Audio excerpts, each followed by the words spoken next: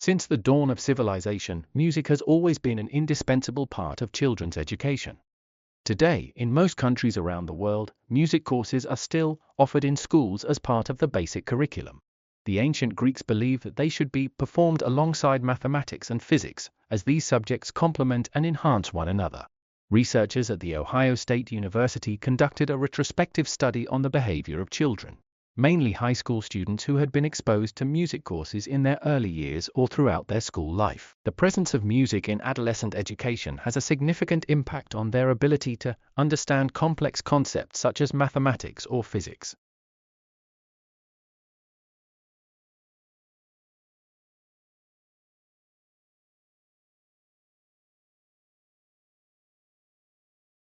The Australian Maritime College at the University of Tasmania, in partnership with CSIRO and University of Queensland, have been awarded $2.49 million in support for their new project that is set to attract and underpin investment in tidal energy in Australia. The project hopes to overcome barriers to investment in commercial-scale tidal farms in Australia by mapping the country's tidal energy in more detail than ever before.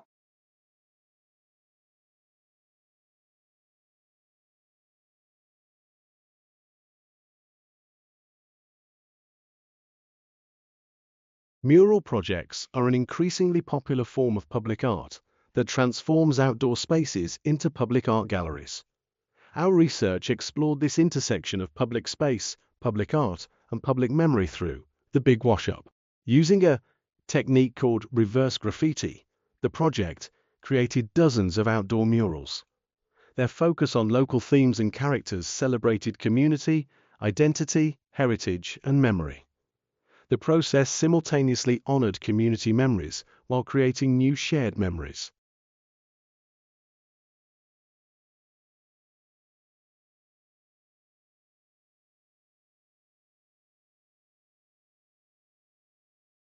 Today, many companies emphasize sustainability in their operations. For example, packaging should be made from recyclable materials to ensure proper disposal.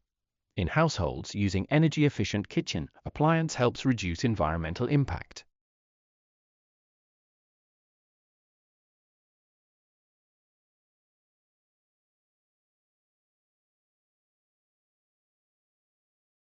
The Oakham Area Career Program offers on-site in-house teaching. The course is taught by experienced instructors rather than outsourcing it. Our teachers understand each student's individual learning needs, meaning learners receive personalized feedback and support. This way, you'll never miss a class, for any reason.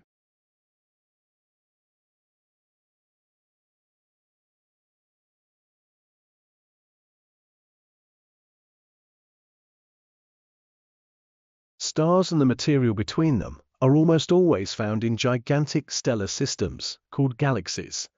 Our own galaxy, the Milky Way system, happens to be one of the two largest systems in the local group of 24 or so galaxies. The other is the Andromeda Galaxy.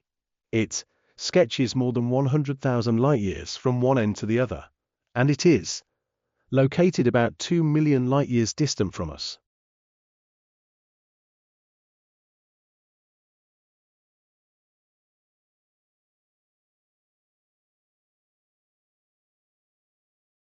The alpine newt is native to much of central continental Europe and occurs up the coasts of northeast France through to Holland, but it does not appear to have been native to the British Isles, as its name suggests. It can be found in montane habitats up to 2,500 meters in altitude, but it can also be abundant in lowlands, and it will use a variety of water bodies, including both shallow and deep ponds and slow-flowing streams.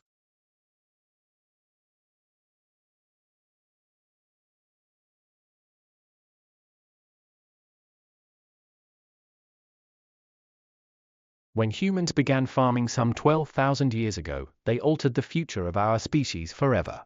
Our ancestors were ecological pioneers, discovering and cultivating the most valuable crops, scaling them up to feed entire communities, and transforming wild crops so fundamentally that they became dependent on humans for their survival. Farming, in the words of National Geographic's Genographic Project, sowed the seeds for the modern age.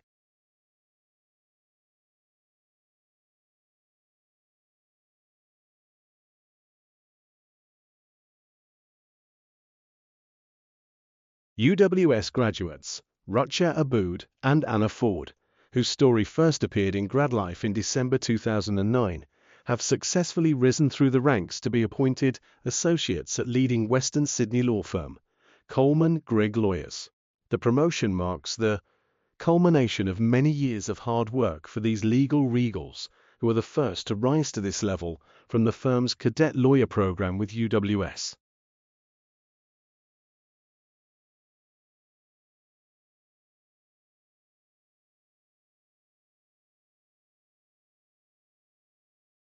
First impressions based on facial appearance predict many important social outcomes. We investigated whether such impressions also influence the communication of scientific findings to lay audiences, a process that shapes public beliefs, opinion, and policy. First, we investigated the traits that engender interest in a scientist's work and those that create the impression of a good scientist who does high-quality research. Apparent competence and morality were positively related to both interest and quality judgments, whereas attractiveness boosted interest but decreased perceived quality. Next, we had members of the public choose real science news stories to read or watch, and found that people were more likely to choose items that were paired with interesting-looking scientists, especially when selecting video-based communications. Finally, we had people read real science news items and found that the research was judged to be of higher quality when paired with researchers who look like good scientists. Our findings offer insights into the social psychology of science and indicate a source of bias in the dissemination of scientific findings to broader society.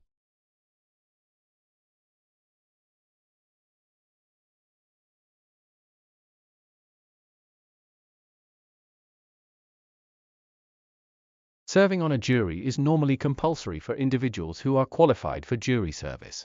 A jury is intended to be an impartial panel capable of reaching a verdict. There are often procedures and requirements, including a fluent understanding of the language and the opportunity to test jurors' neutrality, or otherwise exclude jurors who are perceived as likely to be less than neutral or partial to one side.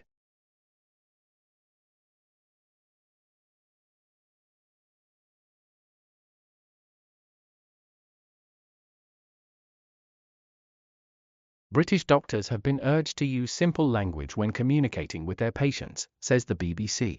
The Academy of Medical Royal Colleges says very often correspondence contains complex medical jargon rather than plain and simple English. Using a phrase twice daily to explain the dosing of a medicine is better than Latin abbreviation BD.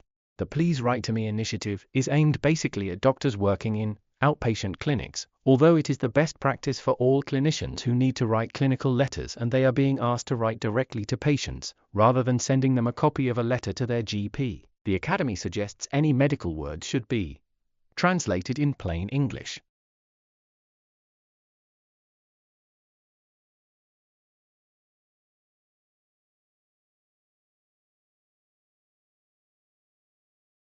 Founded after World War II by 51 peace-loving states combined to oppose future aggression, the United Nations now counts 192 member nations, including its newest members, Nauru, Kiribati, and Tonga in 1999, Tuvalu and Yugoslavia in 2000, Switzerland and East Timor in 2002, and Montenegro in 2006.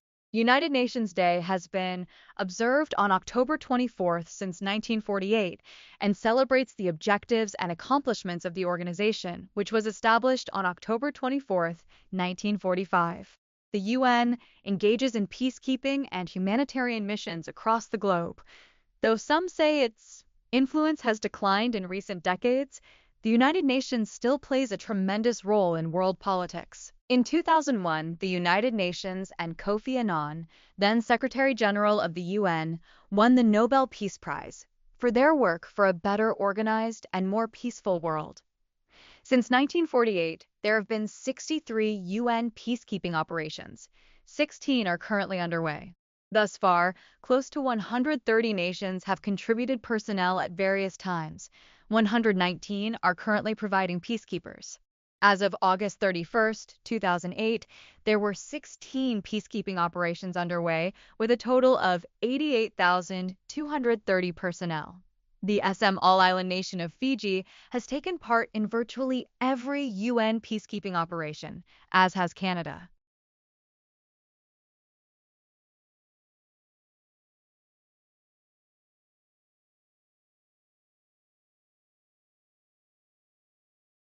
The long-term goal can be divided into short-term goals that are realistic and achievable.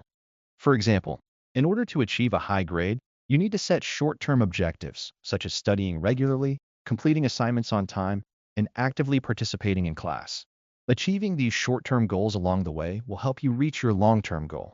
And timely action on feedback also plays an important role in this process.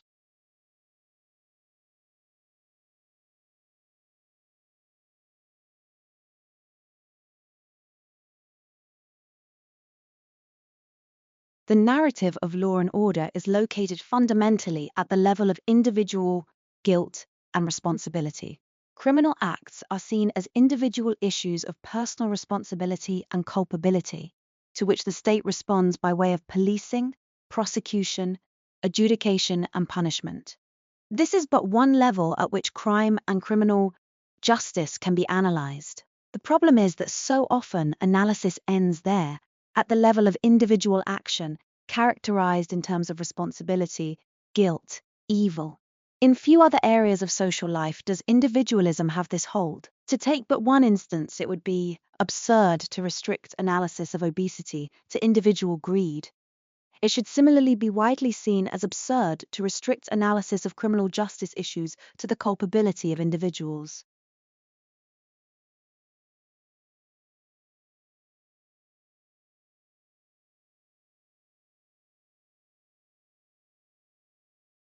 From the mid-1890s, a race was on between the merchant navies of the recently unified Germany, Britain, and France. That race was to make the most luxurious and fastest ocean liners. And it started with the Kaiser Wilhelm der Grosse, the first of 14 four-stackers built between 1897 and 1921. The large vessels that followed each tried to outdo the previous one in terms of size and interior design. Using many of the most famous of interior designers, every part of the new ships was designed, from the cutlery to the china, from the furniture to the paneling, and from the bedrooms to the boat decks. Through Kronprinzessin, Sicily, Mauritania, Aquitania, Olympic, Titanic, Imperator, Vaterland, Ile-de-France, and Paris, the development and design of the ships grew grander and more luxurious. The process continued into the 1930s, with the Empress of Britain and the fabulously Art Deco Normandy, the finest and most expensive liner ever built, and designed to be a showcase for all that was France, as well as with the Queen Mary, a rather more traditional vessel, but one, nonetheless, which pushed the boundaries of design away from the traditional country house look of the Edwardian era. Each new vessel brought with it the finest of interiors, from the plush and palatial to the modern look of the time. Even today, the influence of these floating palaces can still be seen in vessels such as Cunard's Queen Mary II, and the multitude of new cruise vessels, all vying for the public's interest and affection. The large liners were truly floating palaces, and here William H. Miller brings together a collection of fabulous images of the finest ships ever built, showcasing the style and elegance of a time when getting there was half the fun.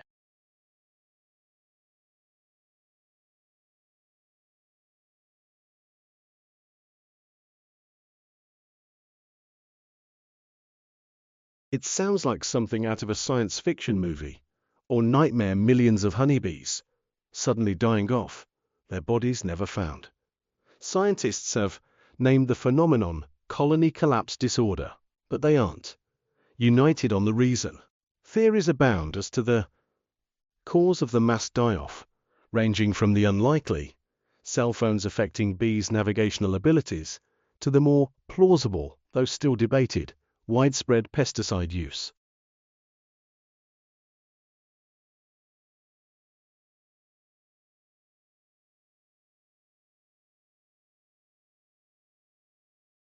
A peaceful environment plays a critical role in fostering a positive and productive atmosphere for education. When learners are surrounded by a supportive environment, they feel safe and secure, which enhances their ability to concentrate on their studies. A lack of distractions and disturbances also ensures that both teachers and students can engage meaningfully in the learning process. Furthermore, a calm and respectful atmosphere among classmates promotes cooperation and mutual support, which are vital for personal development. Thus, achieving a peaceful setting is essential for attaining educational excellence.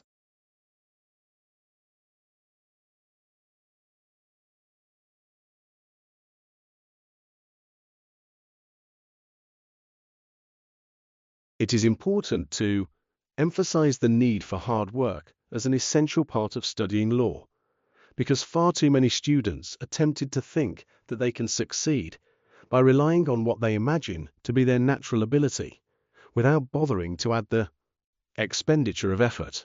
To take an analogy, some people prefer the more or less instant gratification which comes from watching television adaptation of a classic novel to the rather more laborious process of reading the novel itself. Those who prefer watching television to reading the book are less likely to study law successfully unless they rapidly acquire a taste for text-based materials.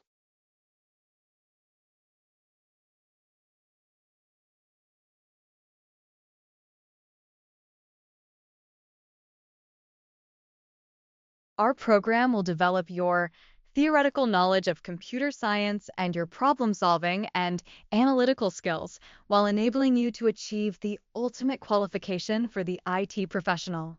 The program structure is extremely flexible, enabling you to personalize your MSc through a wide range of electives.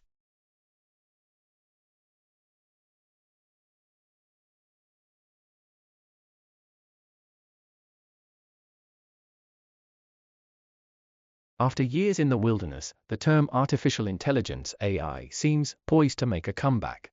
AI was big in the 1980s but vanished in the 1990s. It re-entered public consciousness with the release of Al, a movie about a robot boy. This has ignited public debate about AI, but the term is also being used once more within the computer industry. Researchers, executives, and marketing people are now using the expression without irony or inverted commas. And it is not always hype. The term is being applied with some justification to products that depend on technology that was originally developed by AI researchers. Admittedly, the rehabilitation of the term has a long way to go, and some firms still prefer to avoid using it. But the fact that others are starting to use it again suggests that AI has moved on from being seen as an overambitious and underachieving field of research.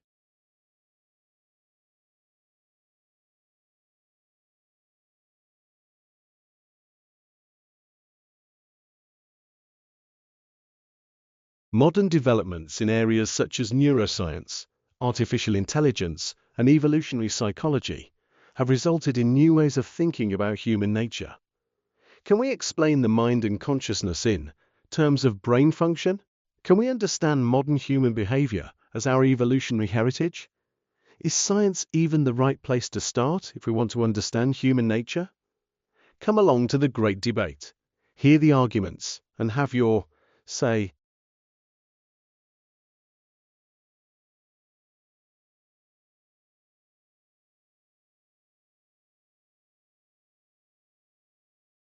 The passage is about the separation of the British Isles from the continent.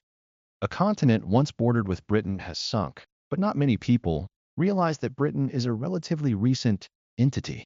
Scientists have been able to reconstruct this ancient continent with the help of modern technologies.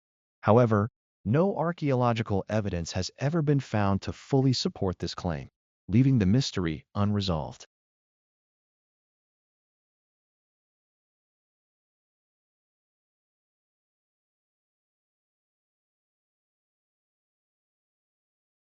After centuries of inequality in UK higher education benefiting men, there has been a reversal over the past 3 decades. A lower proportion of entrants to UK higher education institutions are male than ever before, and they make up less than 1/2 of the total. Other developed countries have undergone a similar shift. Male underachievement is not seen only in the figures for entry, but also in non-continuation dropout rates and degree performance statistics.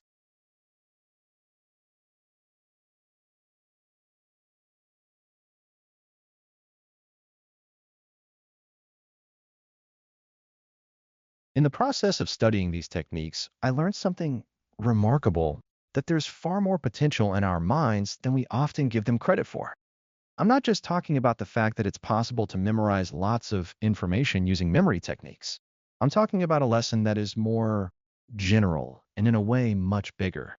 That it's possible with training and hard work to teach oneself to do something that might seem really difficult.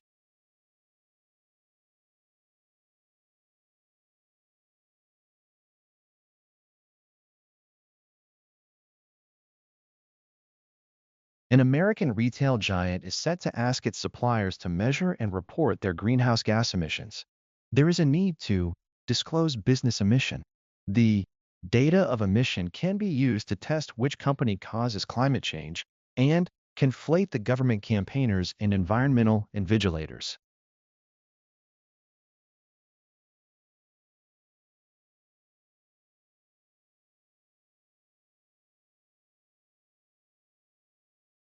The influence of inflation can be seen in almost every sector.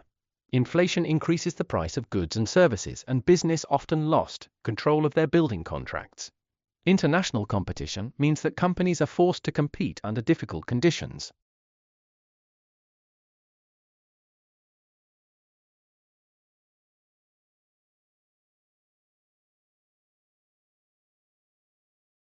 Hippocrates allowed observation, rationality, and his own genuine respect for his patients to guide his practice. Using the scientific method, he carefully recorded his patients' symptoms and responses to treatments and used the data gathered to evaluate and prescribe the most successful regimens.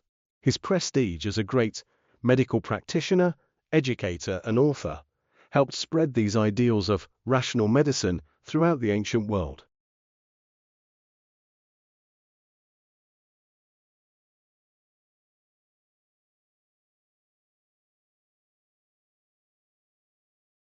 Barred owls can be found in dense forests right across North America. They feed on SM all mammals, fish, birds, and SM all reptiles, pretty much anything that comes their way. The barred owl grows up to half a meter tall and has emerged as a very adaptable nocturnal predator. And whereas they have been long thought to live in old-growth forests, they are now building up quite an urban population. In Charlotte, North Carolina, barred owls tend to nest in the cavities of the numerous willow oak trees that line the city's streets. Far from being endangered, the owls have expanded their range, and now, in some places, conservationists are worried about the effects they might have on other native species.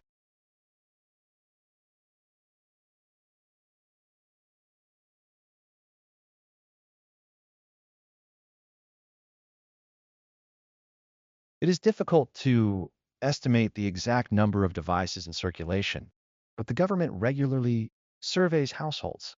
Many people continue to buy new gadgets and then quickly sell their old electronic devices, from mobile phones to snowmobiles.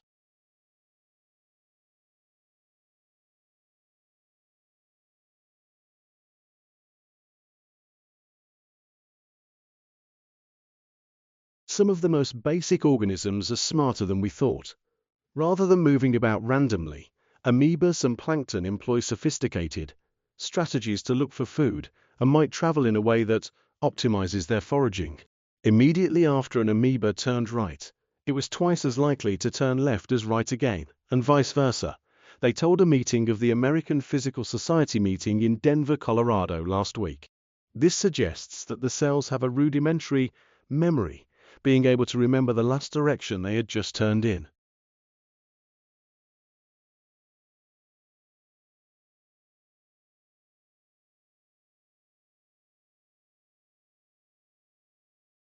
Experiments are designed to test hypotheses under controlled conditions, where it is relatively easy to measure variables while keeping other factors constant.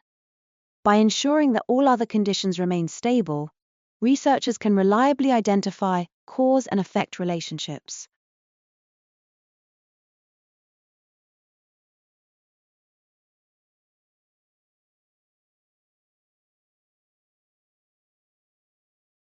Sports were firstly part of survival skills, tightly linked to human existence, but now they are mainly for recreational purposes and enjoyment.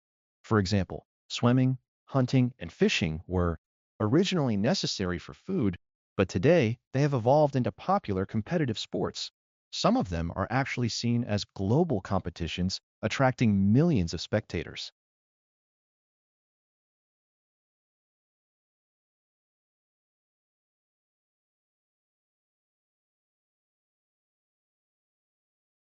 Universities have always been connected with political societies, and in many countries, the student union provides a forum for debate and for discussion. The accommodation in which students want to live in is one that reflects their ideals. There is so much opportunity in university for students to pursue their interests.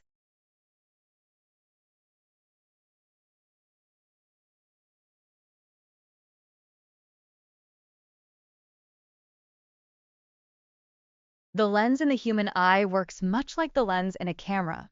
Just as a camera adjusts its focus, the lens changes its shape to bend and focus the light a second time, ensuring that you have a clear and precise image of whatever you are looking at. Whether the object is close or far away, the lens adapts accordingly.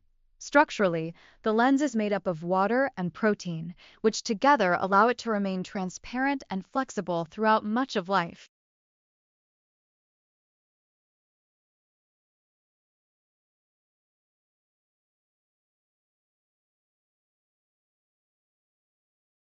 We believe anyone can excel with the right foundation.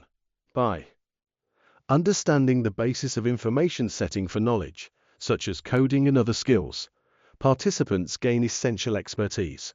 Through 9 to 12 projects, you will build your portfolio, and upon completing the program, you will have a robust showcase of your abilities.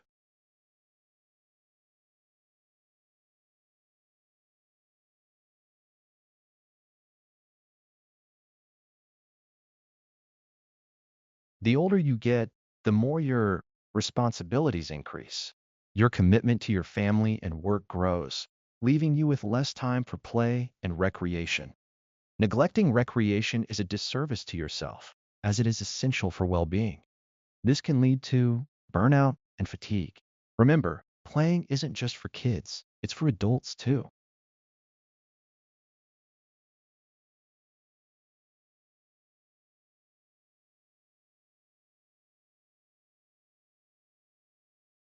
We invite parents to participate in a program held 3 times a year.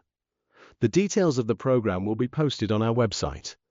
We expect parents to attend so that their children can succeed.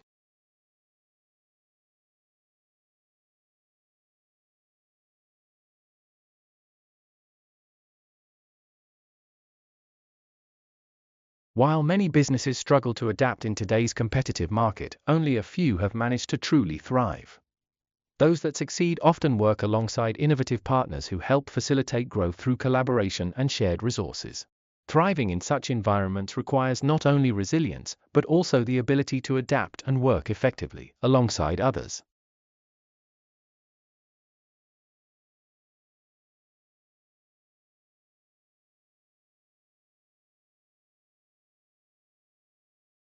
This museum restaurant is a perfect place to have a party. You can have a party of 20 to 25 people. More people are possible, and prices start at $45.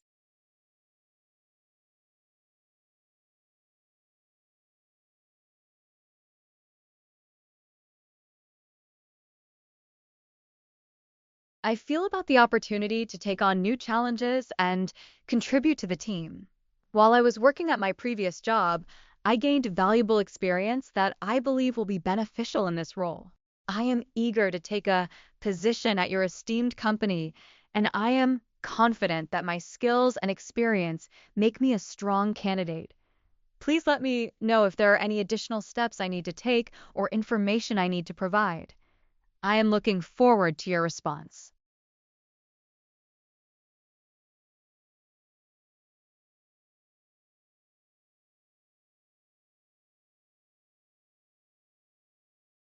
The Kuipers Library is a research library in Amsterdam's famous Rijksmuseum.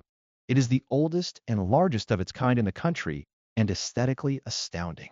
However, despite the streams of tourists that flow through the museum, far too few seem to trickle into its remarkable reading room. The 19th century library, which has recently been restored, has been collecting content since 1885. Its shelves are stocked with manuscripts bound to entice any art history lover. While browsing its extensive collection, you'll come across books, journals, and periodicals, as well as catalogs about art auctions, exhibitions, trades, and collections. Following its renovations, the museum opened the library's reading room to visitors. Tourists, students, and art historians alike are welcome to delve into its rich collection. Tables on the ground floor allow people to hunker down with their research materials, surrounded by the library's aesthetically astounding walls of books.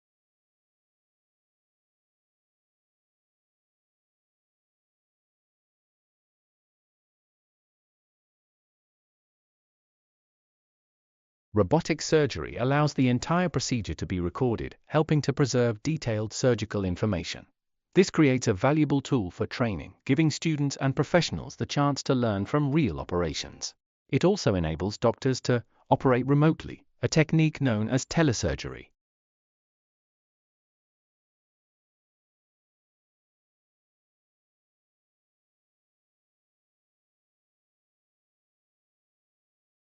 Employees should adhere to regulations that define conditions of the working environment to ensure a safe and healthy workplace.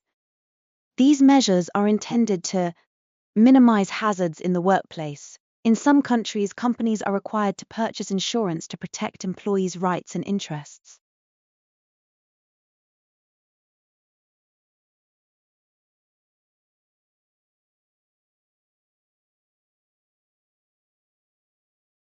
Three types of phthalates, chemical additives that render hard plastics flexible, will be banned from children's toys and childcare products starting February 10th, while three other types of phthalates will be temporarily prohibited from childcare products and toys that can be placed in a child's mouth. Consumer advocates complain that the law has ended up sanctioning a grace period that allows toy makers to sell off soon-to-be banned toys rather than forcing them to dispose of them.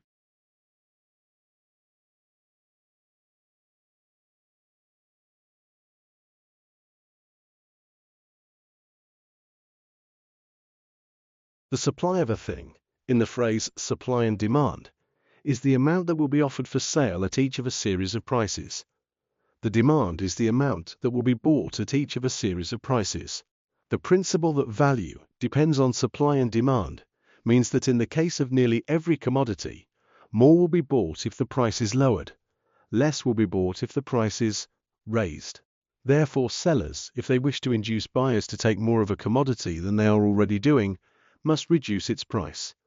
If they raise its price, they will sell less. If there is a general falling off in demand, due, say, to trade depression, sellers will either have to reduce prices or put less on the market. They will not be able to sell the same amount at the same price. Similarly, with supply. At a certain price, a certain amount will be offered for sale. At a higher price, more will be offered. At a lower price, less. If consumers want more, they must offer a higher price. If they want less, they will probably be able to force prices down. That is the first result of a change in demand or supply.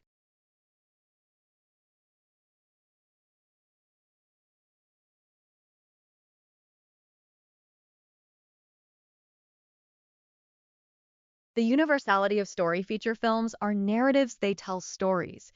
Even films based on true events will fictionalize them in order to produce drama, to telescope time, to avoid being filled up with too many minor characters, or simply to be more entertaining. Even in the current welter of special effect movies, feature films are usually summarized by their plots, in their first treatment or outline of the script idea, in the advance publicity, in the TV guide, in reviews, and in conversations. Films may differ from other kinds of narrative literary fiction or television drama, for instance in the medium used and the representational conventions. They do, however, share with literary fiction and television drama the basic structure and functions of narrative. Much work has been done by researchers in the field known as narratology on exactly what constitutes the structures and functions of the narrative. Their conclusions are of great use to students of the feature film.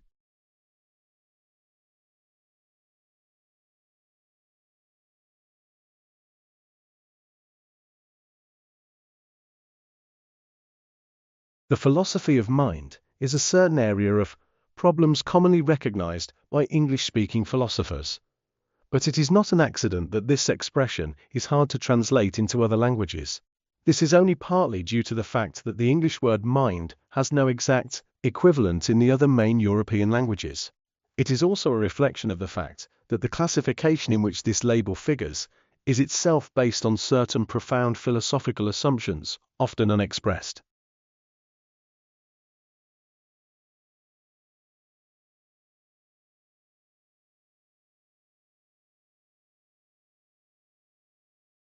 Whether you want to exercise and stay fit, train professionally with like-minded people, or indulge your competitive streak, Trinity Sport and Fitness has it covered. We've got a dedicated support development team on campus to support every student taking part in sports. You might want to participate in sports competitions, volunteer with a local sports class, or simply play for fun with our social sport program. Trinity Fitness members of our public-facing sports facility will also entitle you to discounts when you are booking a sports facility and fitness class. You will also get an opportunity to benefit from tailored personal training, free activities, events, and lots more.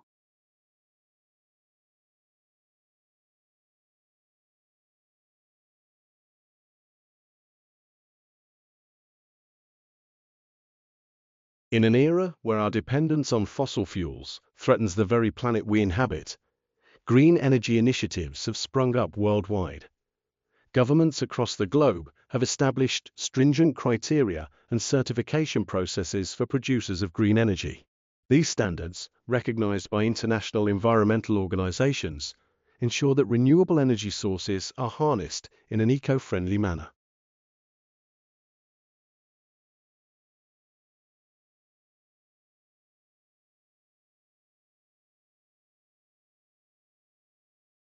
The COVID-19 pandemic accelerated the shift to remote work, transforming work culture. While it offers flexibility and the chance to cut down on commuting-related emissions, concerns about burnout and maintaining work-life balance persist. Companies are now exploring hybrid models to combine the best of both worlds.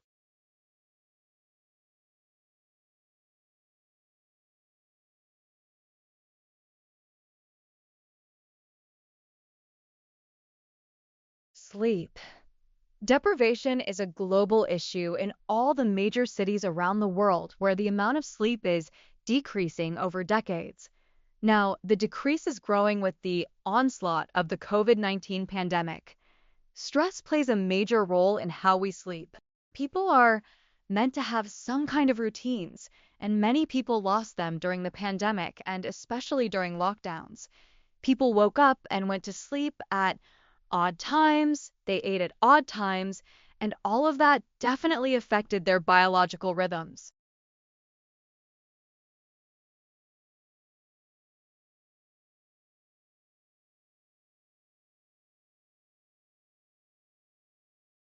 Studies of pine martens in Scotland have shown that the diet varies seasonally, with SML mammals, berries in late summer-autumn, and SML birds being the main foods.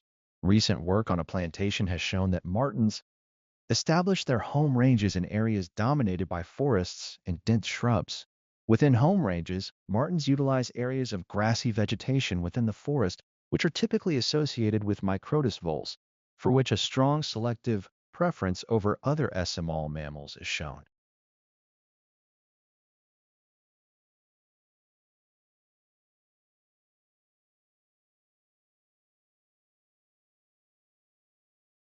When that happens, staff will help the person, strung out, and now a little stressed, fish their drugs out of the rubbish. On their way out, they might have a blood test, their first dental checkup in years, or just a hot cup of Mila.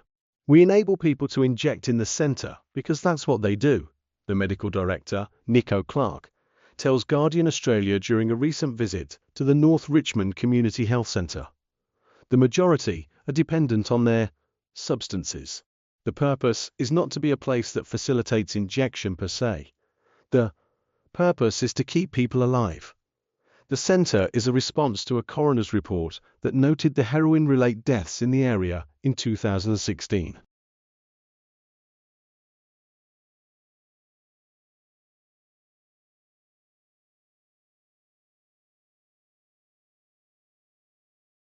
Complementary therapies, such as those practiced by naturopaths, chiropractors, and acupuncturists, have become increasingly popular in Australia over the last few decades. Interest initially coincided with enthusiasm for alternative lifestyles, while immigration and increased contact and trade with China have also had an influence.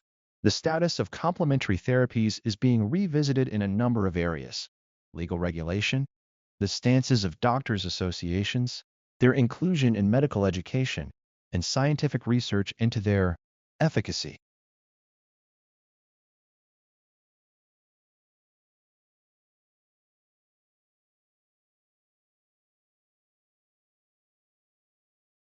Deforestation can disrupt the lives of local communities, sometimes with devastating consequences. Forests provide a vast array of resources to all of us, including food, wood, medicine, fresh water, and the air we breathe. Without the trees, species can disappear, the natural water balance can become disrupted, and the ecosystem that supports the human population can F all apart.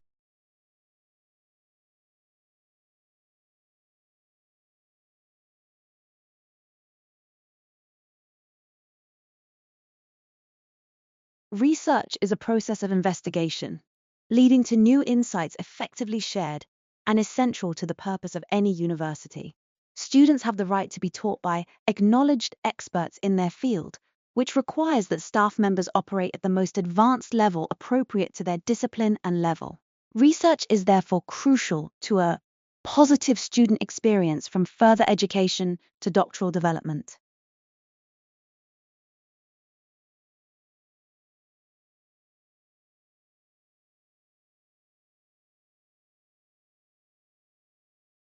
Researchers suggest the following tips as you begin to network: seek common ground, engage with your network regularly and consistently, apply yourself to making your network work or it will wither. It is a skill that you need to practice, not a talent.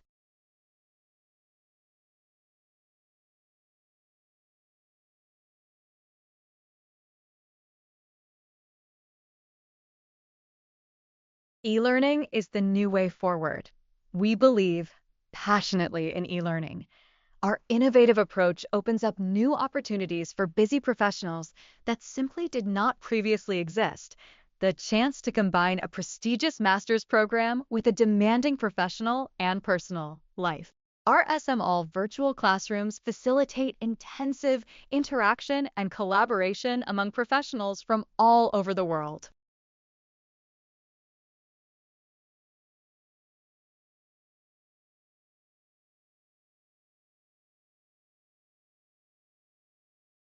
At the end of the last ice age, the melting ice disrupted the ocean currents in the North Atlantic and caused a drop in temperature of almost 5 degrees. Even though the rest of the planet was warming up, the North Atlantic region remained in a cold period for 1,300 years. The same thing happened around 8,000 years ago when the cooling lasted about 100 years, and it could happen again today. Even a short period of cooling in the North Atlantic could have a dramatic effect on the wildlife and the human populations living there.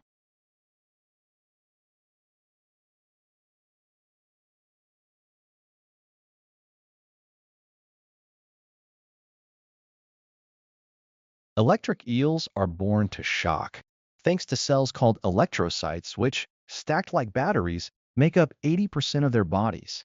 These cunning South American hunters can deliver debilitating blows of up to 600 volts to their prey, but they've harnessed their electricity to pack even bigger punches.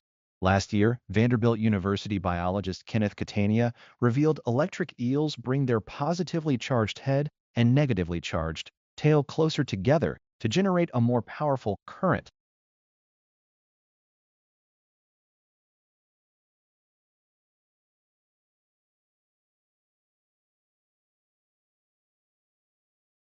Having tracked down research that is relevant to your area of interest, the next task is to actually make sense of that research. This section is intended to show you how to be critical of the research you're reviewing and how to check that the evidence is credible and represented appropriately. Unfortunately, this means discussing the ways in which research findings may be misrepresented.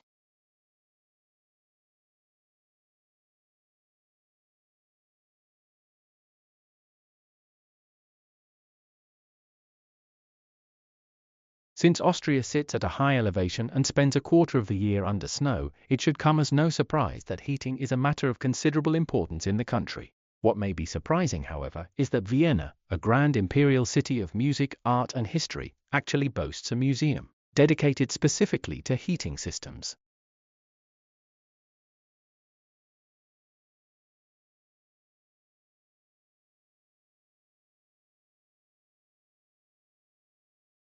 These fascinating questions, and more, will be revealed by University of Manchester scientists when they take to the road on their brain bus. The bus is taking hands-on activities to test the senses to the suburbs, to show young and old alike how the brain works and how science can answer some of life's most captivating questions. Organizer Dr. Stuart Allen, lecturer at the Faculty of Life Sciences, explains. 3-year-olds and upwards can understand the senses, and it's an area that is intriguing to all ages. It takes effort to get out of bed on a Saturday morning and go to the museum. We are bringing science to your doorstep and going further afield this year in the hope of finding new and different audiences. We want people to see that science is interesting as well as important in our lives, and to encourage people who may not consider it possible to go to university.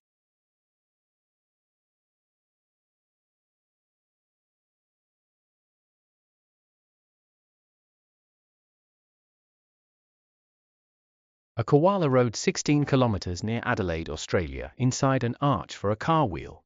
The driver did not observe until he stopped and heard the animal making noise. A woman with an animal rescue organization said that it was incredible, but the koala was in shock. The organization took her straight to the vet.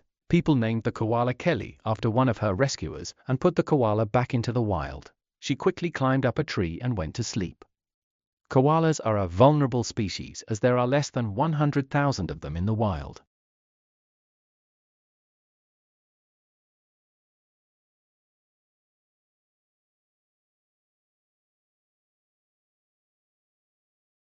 As research has shown, emotions are contagious, and empaths are especially sensitive to others' emotional energies because they're so attuned to others.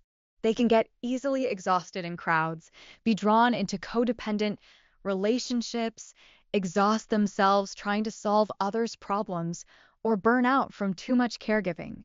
Yet empathy is also a gift that brings greater insight and understanding. Some of the finest therapists, doctors, nurses, professors, writers, designers, musicians, artists, and leaders in many have been empaths.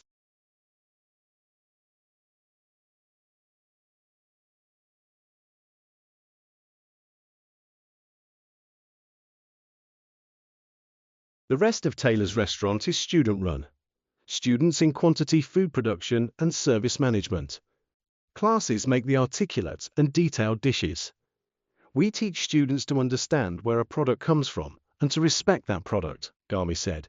Skeptics might doubt the quality of a student-run restaurant, but one visit to Taylor's will immediately change their outlook. Dishes such as orecchiette and butternut squash, pappardelle with duck and bistro chicken will please any appetite while imparting the need to return for a second taste. Students are taught to use ratios and proportions rather than recipes when creating dishes. Understanding ratios and proportions when creating dishes instead of recipes makes students think and actually teaches them how to cook, rather than just reading a recipe and not learning from it, Gami said.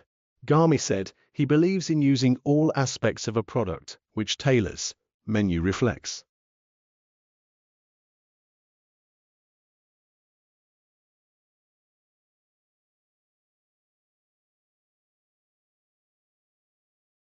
In the rapidly evolving workplace, adopting innovative solutions for productivity has become paramount. Employees who engage in regular physical activity, for instance, tend to have higher levels of concentration, which directly impacts their output. Integrating technology that facilitates remote work can also lead to significant gains in productivity, as it allows employees to work flexibly and efficiently.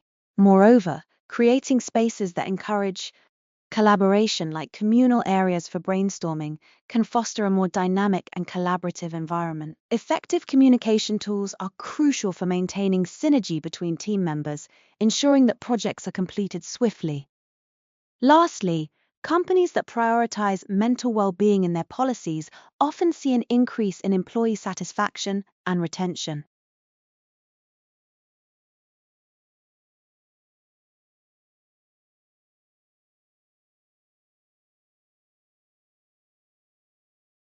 With about 1.5 billion non-native speakers, English has become the world's own language. Such dominance has its downside, of course. There are now about 6,800 languages left in the world, compared with perhaps twice that number back at the dawn of agriculture. Thanks in part to the rise of Uber languages, most importantly English, the remaining languages are now dying at the rate of about one a fortnight. Want to learn Busuu, anyone? Then you'd better head to Cameroon fast, before one of the language's last 8 speakers kicks the bucket, as the Busuu presumably doesn't say.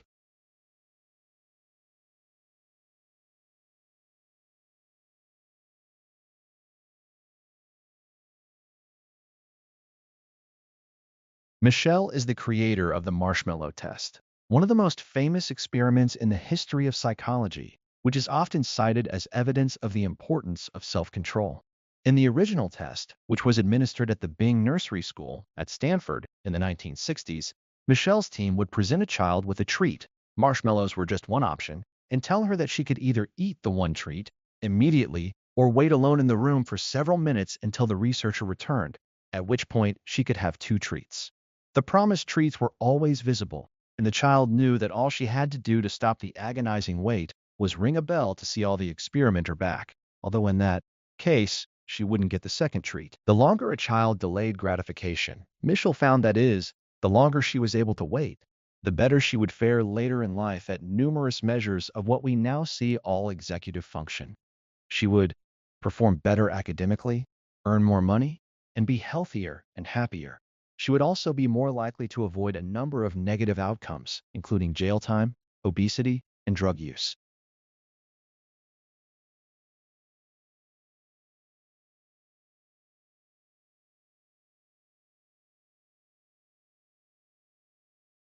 Keith Haring began as an underground artist, literally. His first famous projects were pieces of stylized graffiti drawn in New York subway stations. Haring traveled from station to station, drawing with chalk and chatting with commuters about his work. These doodles helped him develop his classic style, and he grew so prolific, doing up to 40 drawings a day, that it was not long before fame and a measure of fortune followed. Soon, galleries and collectors from the art establishment wanted to buy full-sized pieces by Haring.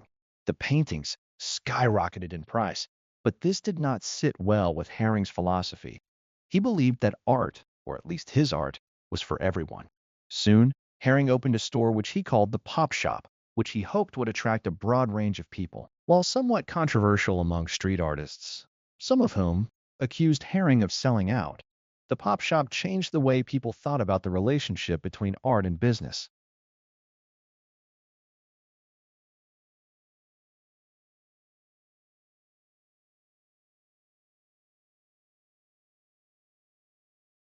It is important that scientists be seen as normal people asking and answering important questions.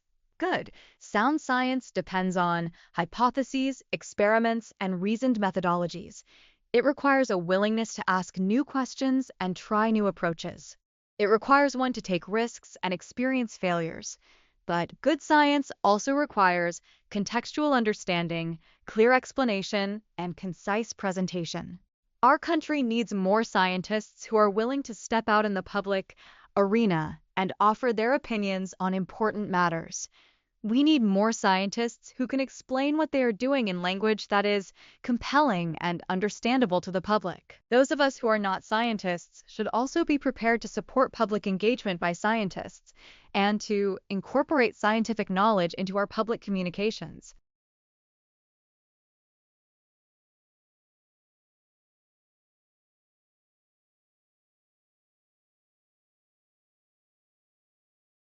Animals have played a major role in humans' lives throughout history. Today, scientific research is trying to discover the positive aspects of living with companion animals. Animals have been used as an alternative form of treatment for many years. More recently, it has been discovered that owning a pet can help lower people's blood pressure, enhance the chances of living after a heart attack, keep people more active, and provide more satisfaction with life. It is theorized that this happens because pets help people become more social, provide a means to give and receive affection, and help connect us with the natural world.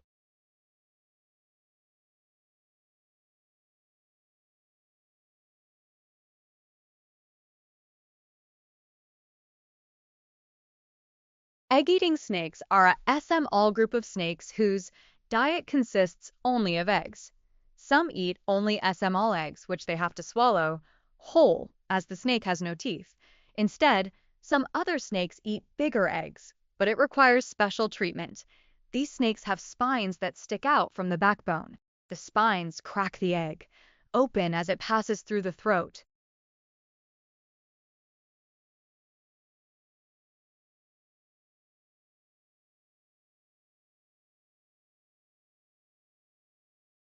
Samuel Johnson's Dictionary of the English Language is one of the most famous dictionaries in history.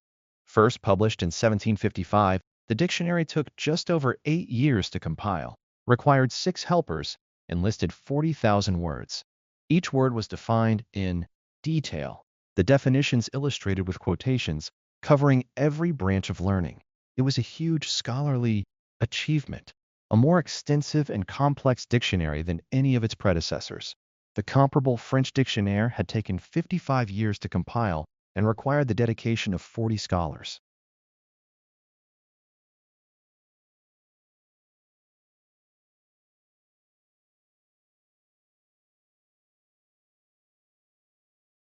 Well, the banana is the first cultivated fruit. It's one of the food items that literally brought people out of the jungle, out of their hunter-gatherer lifestyles, and was there at the dawn of agriculture, which is what helped force human beings into communities. It's really one of the things that helped invent human culture.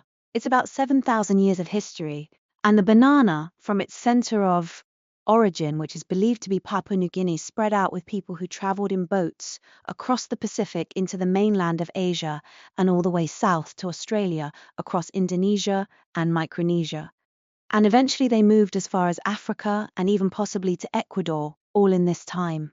And all on paddle boats and wind-driven boats.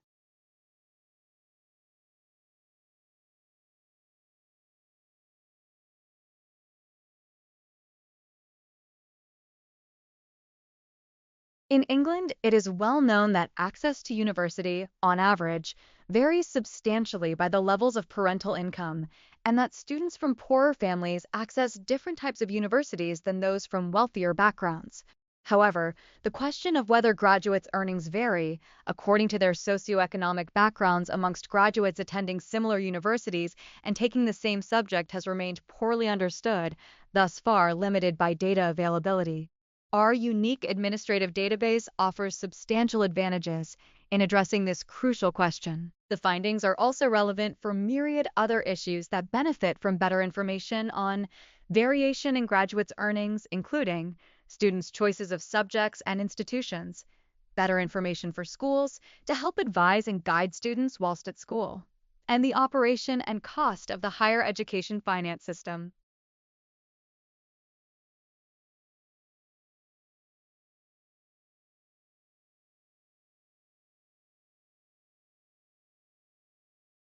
The speed of sound, otherwise known as Mach 1, varies with temperature.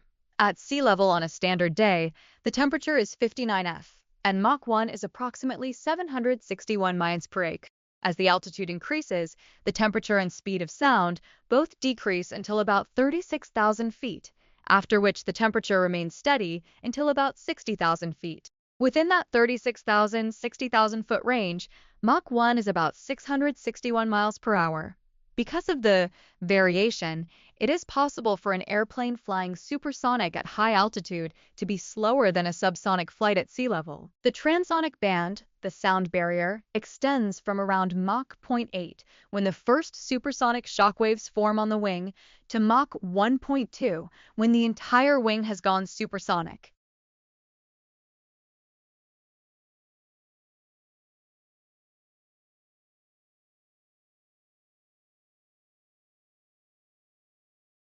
High emotional intelligence can help a manager improve workplace communication skills, employee motivation, and organizational effectiveness. If a manager has high empathy, a key component of emotional intelligence, he or she will be able to listen to the concerns of employees and will be more understanding of their needs, wants, and concerns. This will most likely translate into increased motivation and satisfaction of employees, and ultimately will have a positive effect on the effectiveness of the business.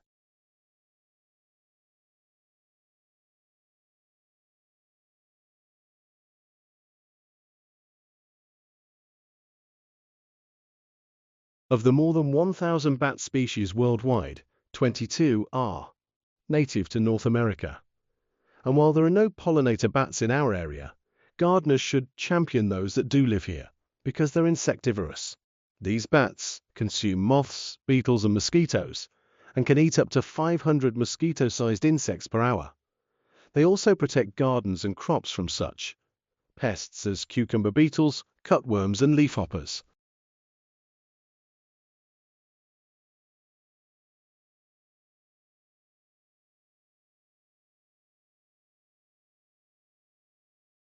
While accounting focuses on the day-to-day management of financial reports and records across the business world, finance uses this same information to project future growth and to analyze expenditure in order to strategize company finances.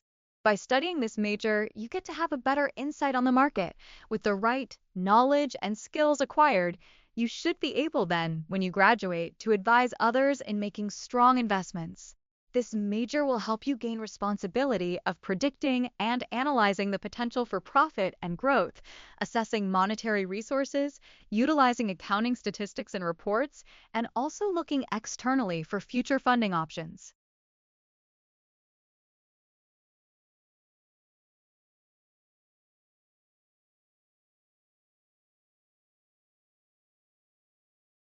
While accounting focuses on the day-to-day management of financial reports and records across the business world, finance uses this same information to project future growth and to analyze expenditure in order to strategize company finances.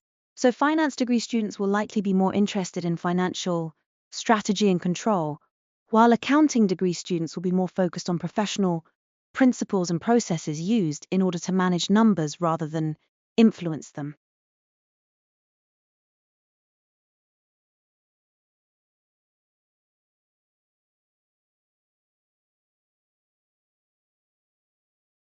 Dance has played an important role in many musicals. In some cases, dance numbers are included as an excuse to add to the color and spectacle of the show. But dance is more effective when it forms an integral part of the plot. An early example is Richard Rodgers' On Your Toes, 1936, in which the story about classical ballet meeting the world of jazz enabled dance to be introduced in a way that enhances rather than interrupts the drama.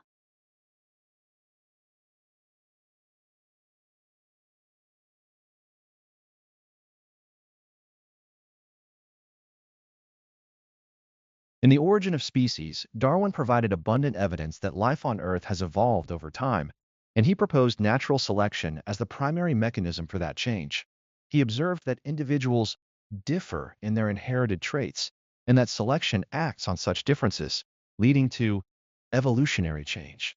Although Darwin realized that variation in heritable traits is a prerequisite for evolution, he did not know precisely how organisms pass heritable traits to their offspring. Just a few years after Darwin published The Origin of Species, Gregor Mendel wrote a groundbreaking paper on inheritance in pea plants. In that paper, Mendel proposed a model of inheritance in which organisms transmit discrete heritable units, now called genes, to their offspring. Although Darwin did not know about genes, Mendel's paper set the stage for understanding the genetic differences on which evolution is based.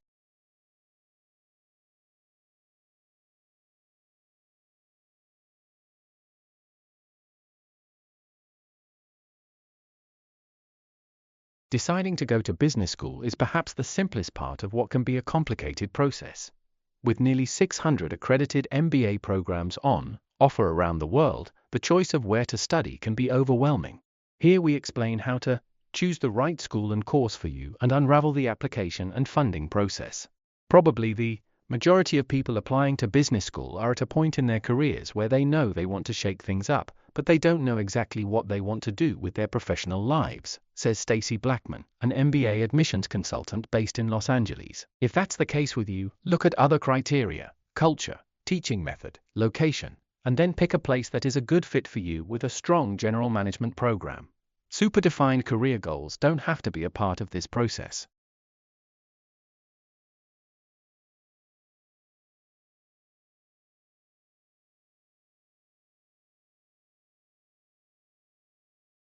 The classic era of Mayan civilization came to an end around 900 AD. Why this happened is unclear. The cities were probably over-farming the land, so that a period of drought led to famine. Recent geological research supports this, as there appears to have been a 200-year drought around this time.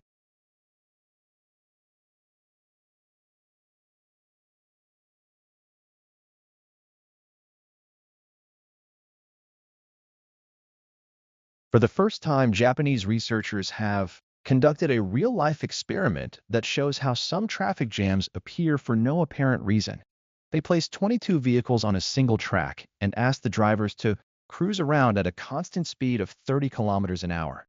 At first, traffic moves smoothly, but soon the distance between cars started to vary and vehicles clumped together at one point on the track. But the jams spread backwards around the track like a shock wave at a rate of about 20 kilometers an hour. Real-life jams move backwards at about the same speed.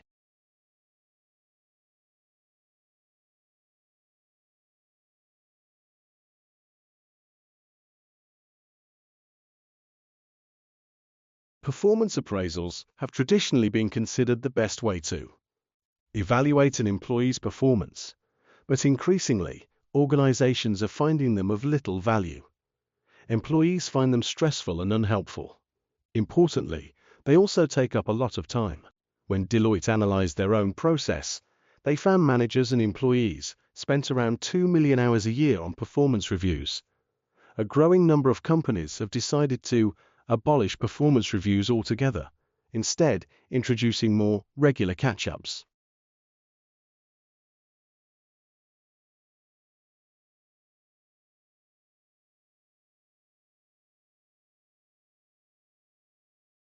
Over 800 Shakespeare scholars from almost 50 countries will gather at King's College London next week as the university co-hosts the 10th World Shakespeare Congress, to explore and honor the bard's life and work. Organized by the International Shakespeare Association, ISA, the World Congress is held every 5 years, and 2016 is the first time it will be co-hosted in 2 locations that were integral to both the personal and working life of William Shakespeare. Delegates will arrive in London on Thursday following the start of the Congress on Sunday in Stratford-upon-Avon. With a main theme of creating and recreating Shakespeare, the Congress will look at the continuing global relevance of Shakespeare's work through a varied program of plenaries, panels, seminars, and workshops.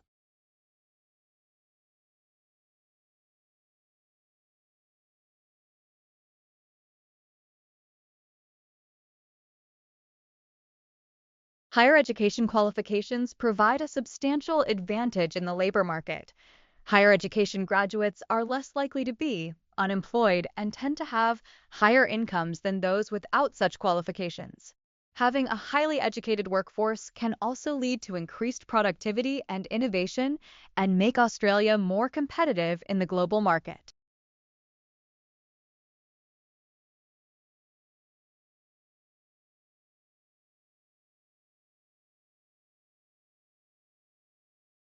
Many tests have shown that, in a very broad way, peoples in most parts of the world have similar color preferences. Blue is the most preferred and popular hue, followed in order by red, green, purple, yellow, and orange. Overlying this basic order of color preference, however, are the responses of individuals, which of course vary widely and may also be very powerful. Children are likely to have strong preferences for some colors and aversions to others, but sometimes will not admit to them, since outside factors may be influential in determining both color preferences and the way that they are expressed or suppressed. Current fashions in clothes and accessories, gender stereotyping, and peer group pressure may all play a significant part. Boys in particular may be reluctant to admit to any strong preferences for colors, other than those of favorite football teams, because color awareness may be regarded by their peer group as feminine.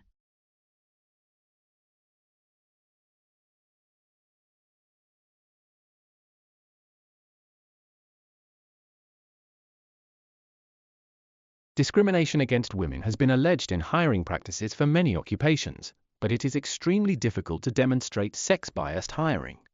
A change in the way symphony orchestras recruiting musicians provides an unusual way to test for sex-biased hiring. To overcome possible biases in hiring, most orchestras revised their audition policies in the 1970s and 1980s. A major change involved the use of blind auditions with a screen to conceal the identity of the candidate from the jury. Female musicians in the top 5 symphony orchestras in the United States were less than 5% of all players in 1970, but are 25% today. We ask whether women were more likely to be advanced and/or hired with the use of blind auditions. Using data from actual auditions in an individual fixed effects framework, we find that the screen increases by 50% the probability a woman will be advanced out of certain preliminary rounds. The screen also enhances by several folds the likelihood a female contestant will be the winner in the final round. Using data on orchestra personnel, the switch to blind auditions can explain between 30% and 55% of the increase in the proportion female among new hires, and between 25% and 46% of the increase in the percentage female in the orchestras since 1970.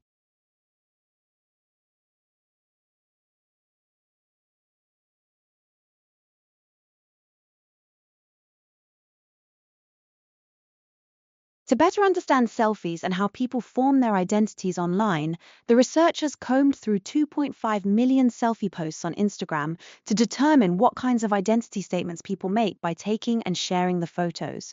Nearly 52% of all selfies fell into the appearance category. Pictures of people showing off their makeup, clothes, lips, etc. Pics about looks were 2 times more popular than the other 14 categories combined. After appearances, social selfies with friends, loved ones, and pets were the most common, 14%. Then came ethnicity pics, 13%, travel, 7%, and health and fitness, 5%. The researchers noted that the prevalence of ethnicity selfies about a person's ethnicity, nationality, or country of origin, is an indication that people are proud of their backgrounds. They also found that most selfies are solo pictures rather than taken with a group. Overall, an overwhelming 57% of selfies on Instagram were posted by the 18 to 35-year-old crowd. Something the researchers say isn't too surprising, considering the demographics of the social media platform. The under 18 age group posted about 30% of selfies. The older crowd, 35 plus, shared them far less frequently, 13%. Appearance was more popular among all age groups. Lead author Julia Deebs-Weihart says selfies are an identity performance, meaning that users carefully craft the way they appear online, and that selfies are an extension of that. This evokes William Shakespeare's famous line, "All the world's a stage, and all the men and women merely players."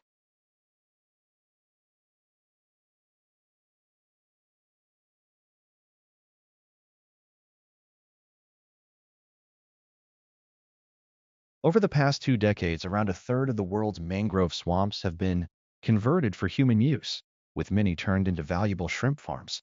In 2007, an economic study of such shrimp farms in Thailand showed that the commercial profits per hectare were $9,632. If that were the only factor, conversion would seem an excellent idea. However, proper accounting shows that for each hectare, government subsidies formed $8,412 of this figure, and there were costs too. $1,000 for pollution and $12,392 for losses to ecosystem services. These comprise damage to the supply of foods and medicines that people had taken from the forest, the loss of habitats for fish, and less buffering against storms. And because a given shrimp farm only stays productive for 3 or 4 years, there was the additional cost of restoring them afterwards.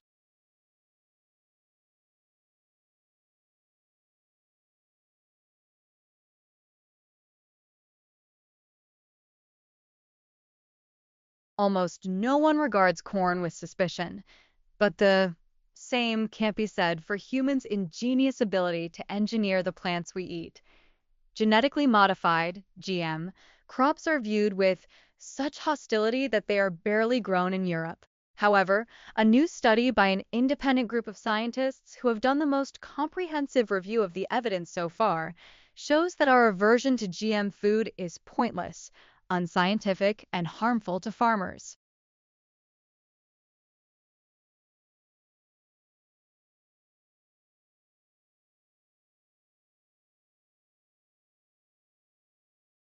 Music was as important to the ancient Egyptians as it is in our modern society.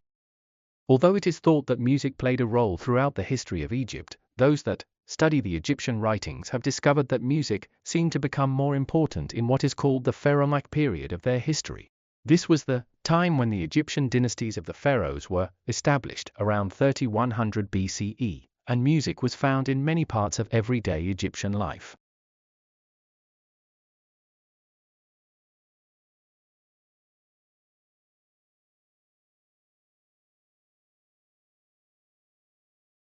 An herbal is a book of plants, describing their appearance, their properties, and how they may be used for preparing ointments and medicines. The medical use of plants is recorded on fragments of papyrus and clay tablets from ancient Egypt, Samaria, and China that date back 5,000 years, but document traditions far older still. Over 700 herbal remedies were detailed in the Papyrus Ebers, an Egyptian text written in 1500 BC. Around 65 BC, a Greek physician called Dioscorides wrote an herbal that was translated into Latin and Arabic, known as De Medical. It became the most influential work on medicinal plants in both Christian and Islamic worlds until the late 17th century. An illustrated manuscript, copies of the text made in Constantinople, modern-day Istanbul, survives from the 6th century. The first printed herbals date from the dawn of European printing in the 1480s. They provided valuable information for apothecaries, whose job it was to make the pills and potions prescribed by physicians. In the next century, landmark herbals were produced in England by William Turner, considered to be the father of British botany, and John Girard, whose illustrations would inspire the floral fabric, wallpaper, and tile designs of William Morris 4 centuries later.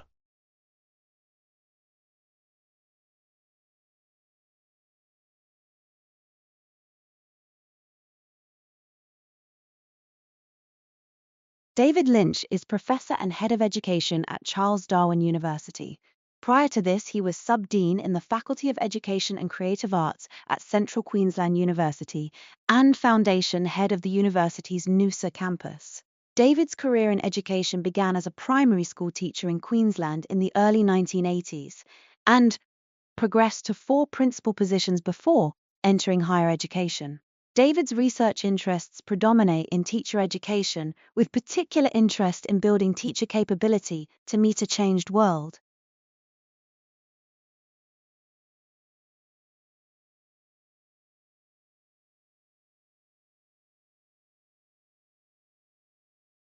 Much has been said of the Latino vote in this election, which is something I know a little bit about, having been working obsessively over it for the last 16 years. Latinos are the fastest growing demographic with the largest voter registration cap in America. A Latino youth turns 18 every 30 seconds. While the mode for whites in America is 58, the mode for Latinx is 11 years old. You heard that right. And it's these new voters and the youth who are translating America for their immigrant families who are leading the charge for audacious change.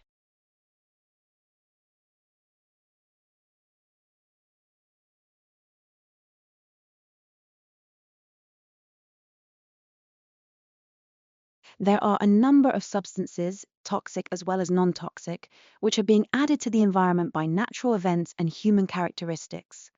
These are, in fact, the undesirable consequences of modern civilization. These substances, which are continuously going into air, water, and soil, bring about undesirable changes in physical, chemical, and biological aspects of our environment and the life processes of animals and plants.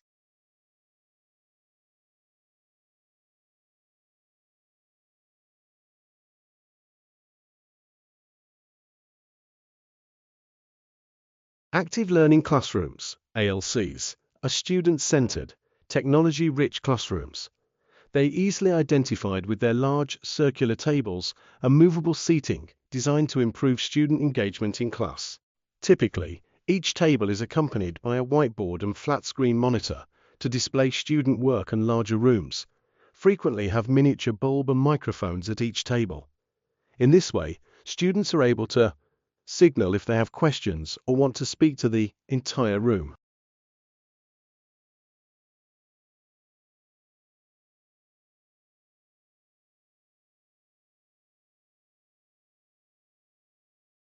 One of the things that we are seeing is that we're seeing more young people run for office.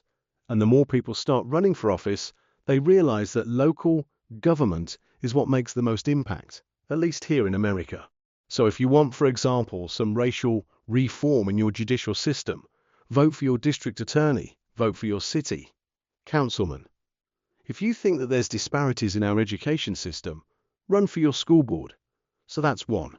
But the other thing to send very clearly to politicians is that when young Americans voted their heart out, young Latinos, youth in general, outvoted the people before them. But they're voting on making a bet that their life will change, because the last 4 years could not have been rockier.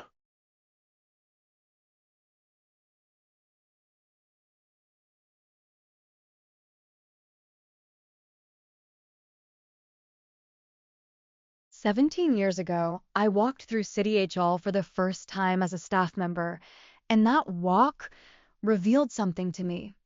I was a unicorn. There weren't many people who looked like me that worked in the building, and yet there were folks committed to addressing hundreds of years of systemic inequity that left some behind and many ignored. Where there was promise, there was a huge problem. You see, democracy as it was originally designed had a fatal flaw. It only laid pipeline for rich white men to progress.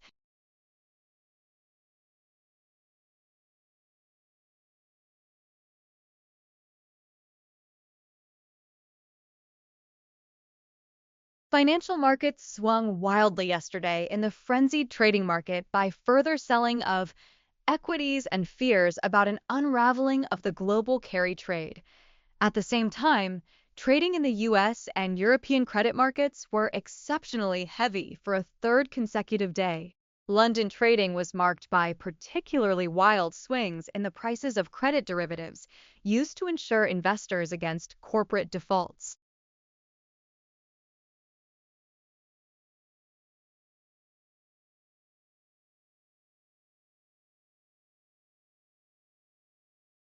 A surprising number of writers, even those who have thought of their writing as self-expression, have sought a freedom from the tyranny of subjectivity, echoing Goethe's claim that every healthy effort is directed from the inward to the outward world.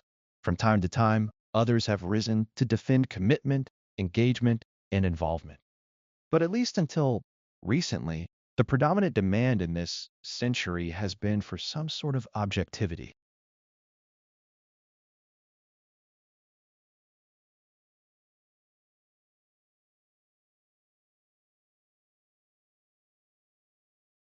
It is interesting that in our minds, we keep thinking of the vacuum discovery like it's the Holy Grail. But there are a couple of shortcuts here that I'd like to unpack. I'm not a doctor, I'm just a consultant. My clients focus on healthcare, biopharma companies, providers, global health, institutions, and they've educated me. We need to find the tools to fight COVID, and we need to make them accessible to all.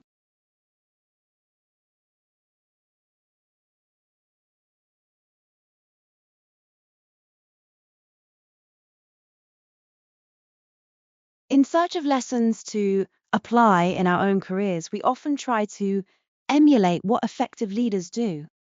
Roger Martin says this focus is misplaced because moves that work in one context may make little sense in another.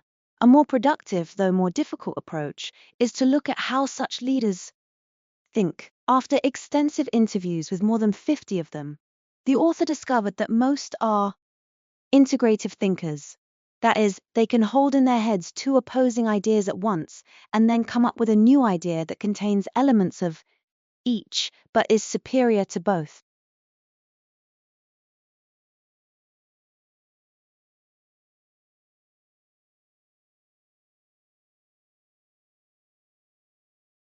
Ponzi is infamous. His original scheme was based on the legitimate arbitrage of international reply coupons for postage stamps, but he soon began diverting new investors' money to make payments to earlier investors as interest.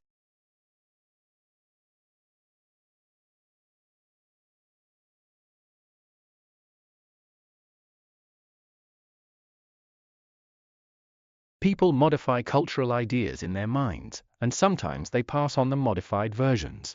Inevitably, there are unintentional modifications as well, partly because of straightforward error, and partly because inexplicit ideas are hard to convey accurately. There is no way to download them directly from one brain to another like computer programs, and even native speakers of a language will not give identical definitions of every word. So it can be only rarely, if ever, that two people hold precisely the same cultural idea in their minds. That is why when the founder of a political or philosophical movement or a religion dies, or even before, schisms typically happen. The movement's most devoted followers are often shocked to discover that they disagree about what its doctrines really are.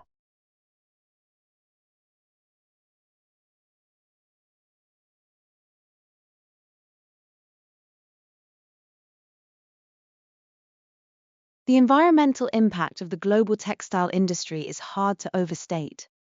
1/3 of the water used worldwide is spent fashioning fabrics.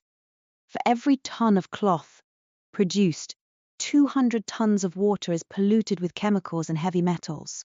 An estimated 1 trillion kilowatt hours of electricity powers the factories that card and comb, spin and weave, and cut and stitch materials into everything from t-shirts to towels, leaving behind mountains of solid waste and a massive carbon footprint. Where the industry is today is not really sustainable for the long term, says Shreyaska Chaudhry, chief executive of Pratibha Syntex, a textile manufacturer based outside Indore, India. With something of an "if you build it, they will come" attitude, Mr. Chaudhry has steered Pratibha toward the leading edge of eco-friendly textile production. Under his direction, Pratibha began making clothes with organic cotton in 1999. Initially, the company couldn't find enough organic farms growing cotton in central India to supply its factories. To meet production demands, Chaudhry's team had to convince conventional cotton farmers to change their growing methods. Pratibha provided seeds, cultivation instruction, and a guarantee of fair trade prices for their crops. Today, Pratibha has a network of 28,000 organic cotton growers across the central states of Madhya Pradesh, Maharashtra, and Orissa.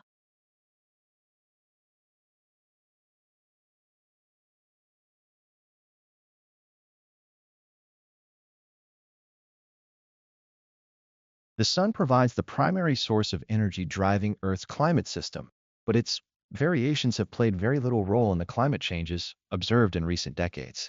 Direct satellite measurements since the late 1970s show no net increase in the sun's output, while at the same time, global surface temperatures have increased.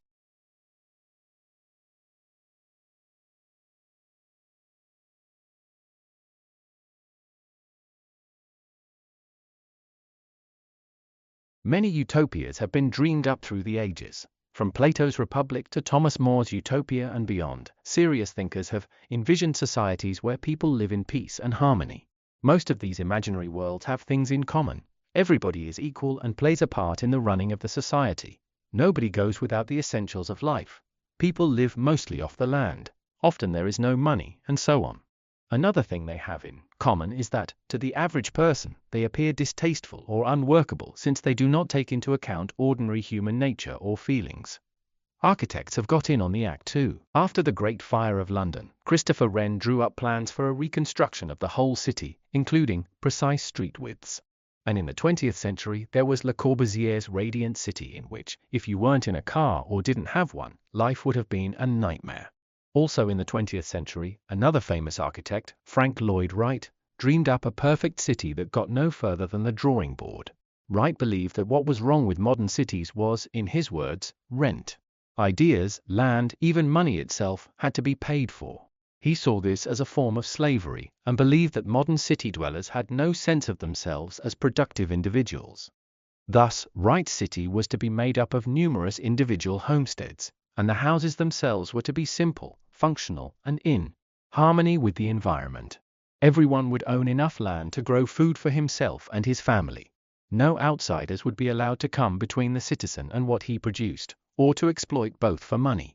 Goods and services would all be exchanged, not bought and sold for profit.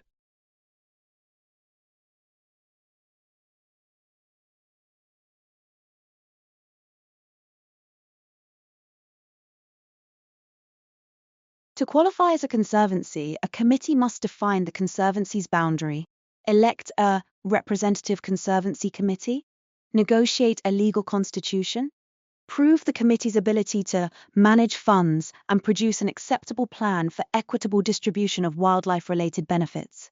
Once approved, registered conservancies acquire the rights to a sustainable wildlife quota set by the ministry.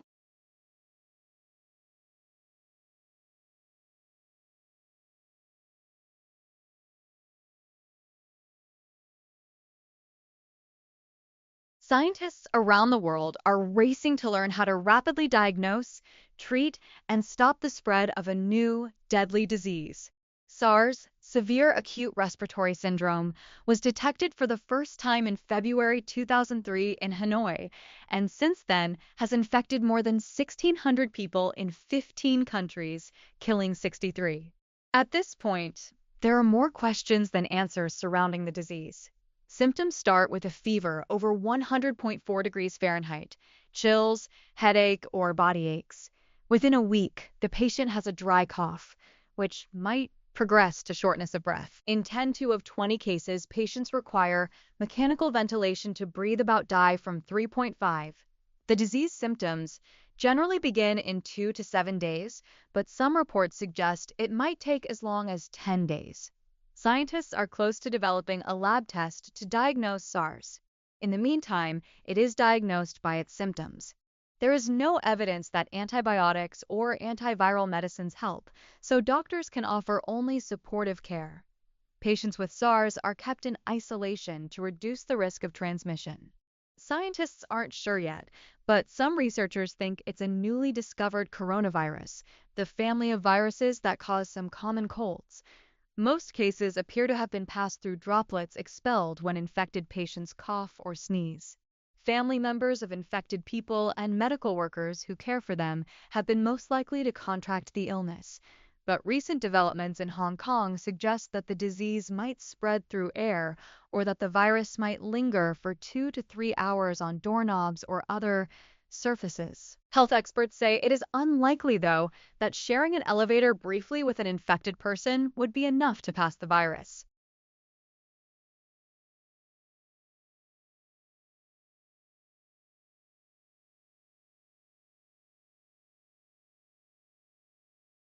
A letter from a mother to school officials because her son was sick at home, and she explained his illness to them, saying she did not want his son to spread the disease to other children. She hoped that the authorities would be able to pass on lessons to his son during this period.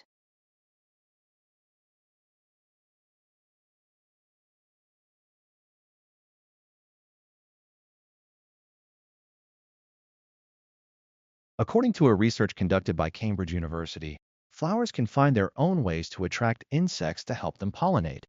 Flowers will release an irresistible smell. A scientist and her colleagues did an experiment in which they used fake flowers to attract bees and insects.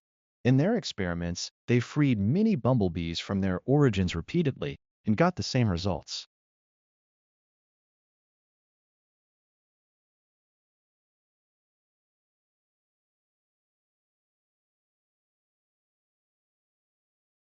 John Milton wrote in a wide range of genres, in several languages, and on an extraordinary range of subjects. His was a more general education than is offered at Cambridge these days, and it continued after his 7 years here, equipping him with the tools to write some of the most groundbreaking literature ever seen, and to engage as a polemicist on many different social, political, and theological questions.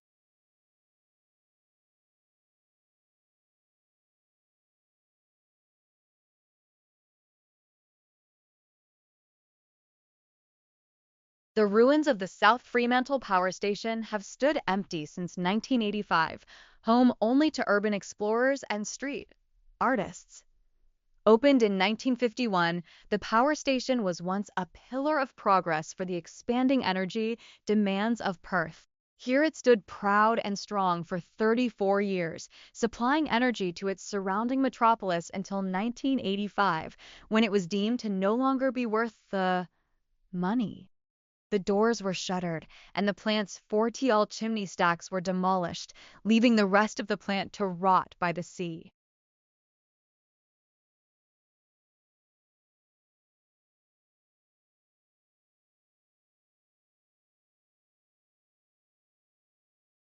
If you are interested in studying but have other commitments, our online and distance learning courses offer an alternative, flexible mode of study. Teaching is conducted through a mixture of audiovisual, written, and interactive materials. There are also opportunities for online discussion and collaborative projects with tutors and other students. Some programs include residential modules taught on campus, giving you the chance to meet and work alongside your tutors and fellow students face to face. Our graduate school provides comprehensive support for distance and part-time researchers, many of whom study for up to 6 years or more.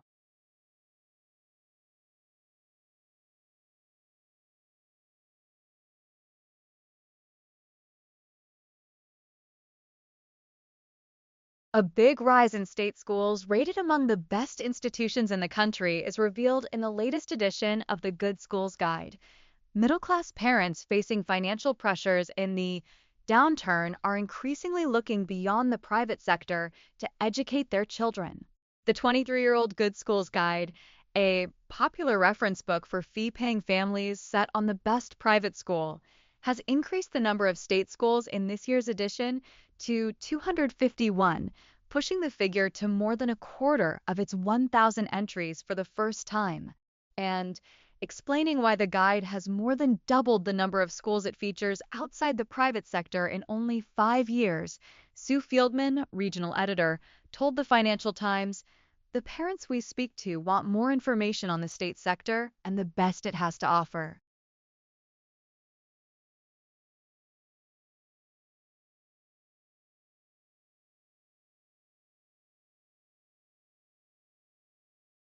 Don't allow yourself to slip into self-defeating habits, such as procrastinating. Try to keep a momentum going in your study.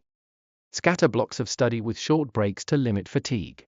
If you study solidly for a couple of hours, make sure you give yourself 15 minutes or so before you start up again. Think positively about yourself and your situation. Challenge the negative thoughts that creep into your mind and cause you unnecessary stress at times, such as, "I'm going to fail, I'll end up blowing my future, my change of getting a career." You don't have any need to think catastrophically. It's not achieving anything. In fact, it's doing you a lot more harm than good, because it's distracting you away from what you need to do. Learn to become more relaxed in your daily life. There are simple techniques, such as breathing exercises and progressive muscular relaxation exercises, as well as guided imagery, which can help you to feel calmer and more focused. The Macquarie University counselors can help you with these techniques. Some do relaxation tapes for students.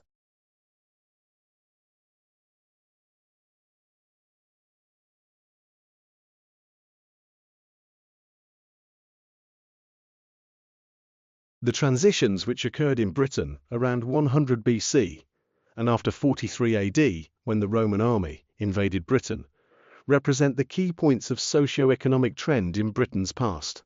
During the 1st century BC, the traditional communal form of life shifted rapidly to a world where certain individuals become more important. During the 1st century AD, Britain became fully a part of the Roman Empire.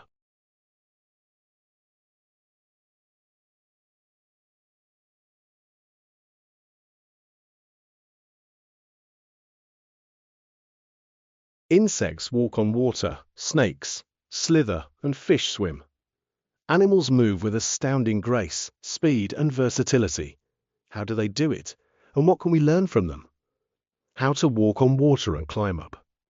Walls takes readers on a wondrous journey into the world of animal motion. From basement labs at MIT to the rainforests of Panama, David Hugh shows how animals have adapted and evolved to traverse their environments, taking advantage of physical laws with results that are startling and ingenious.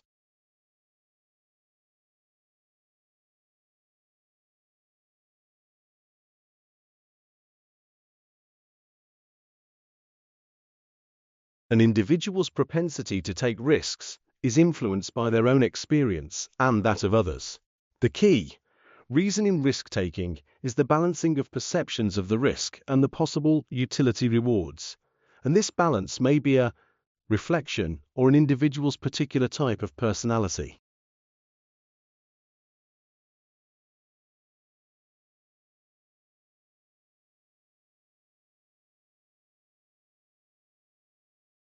Our studies showed that those people on a higher protein diet lost the same amount of weight as those on a higher carbohydrate diet, since the two diets offered an equal amount of kilojoules and the same amount of fat.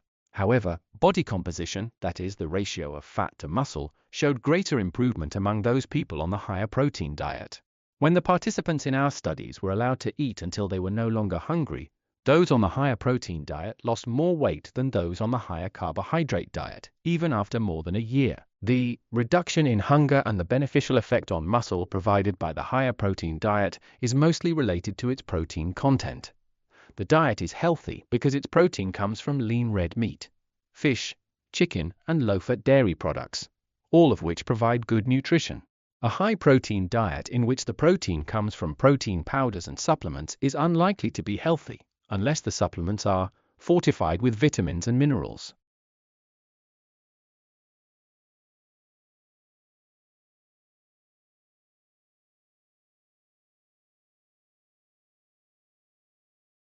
The economic dimension of globalization involves international financial institutions, i.e., the IMF and WB.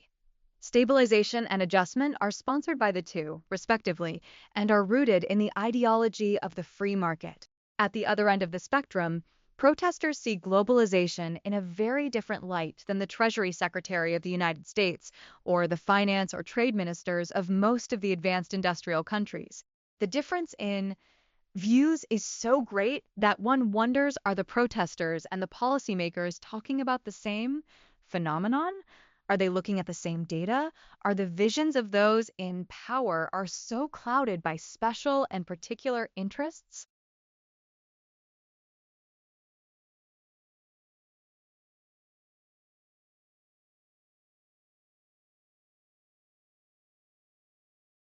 The electrons that orbit closest to the nucleus are strongly attracted.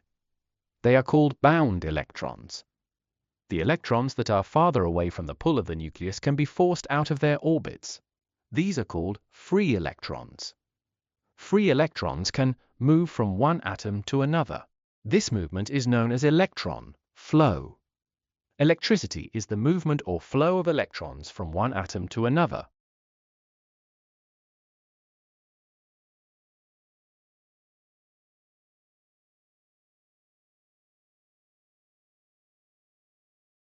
Rudman looks at how a poor understanding of maths has led historians to false conclusions about the mathematical sophistication of early societies.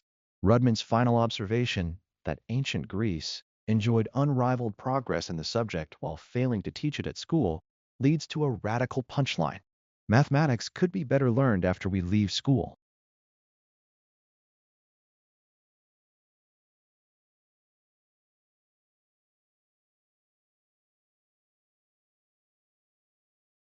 One of the most popular forms of theatre is musical. Combining drama, dance, and music, the musical has been around for over a century, and in that time has kept pace with changing tastes and social conditions, as well as advances in theatre technology. Many modern musicals are known for their spectacular sets, lighting, and other effects.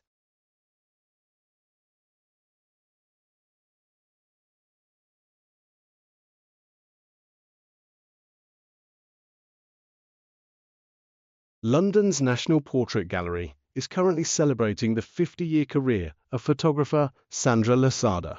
The 21 portraits on display depict key figures in literature, film and fashion from the early 1960s.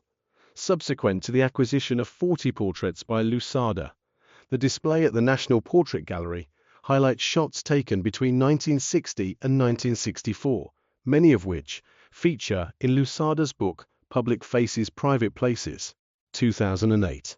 Formal commissioned portraits are shown alongside behind the scenes. Photographs taken on film sets and unguarded portraits of sitters captured at home.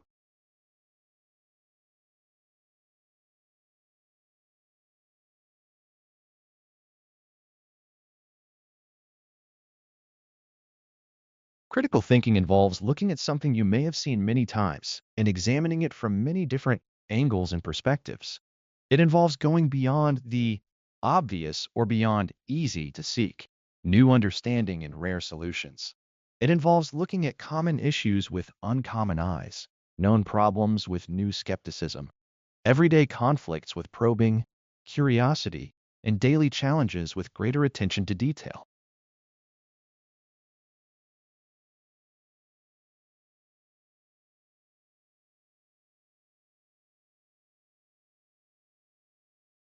What can computer science tell us about what biological systems do and how they do it? Can these chemical information processing functions be replicated in digital computing systems? What are the implications of developments in computer science in understanding the nature of causality? Aaron Sloman, author of Computer Revolution in Philosophy, delves into the world of connections between ideas developed in computer science, biology, and philosophy, providing new insights into some fundamental questions about the nature of consciousness and free will.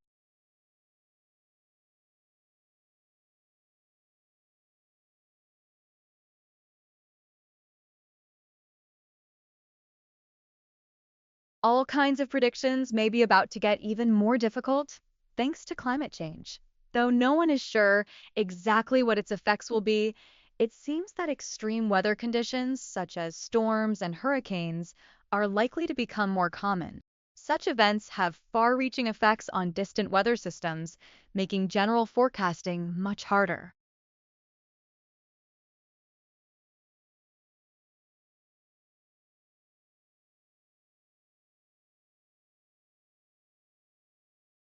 Because of the instructional methods, expected class participation, and the nature of the courses vary, no fixed number of absences is applicable to all situations.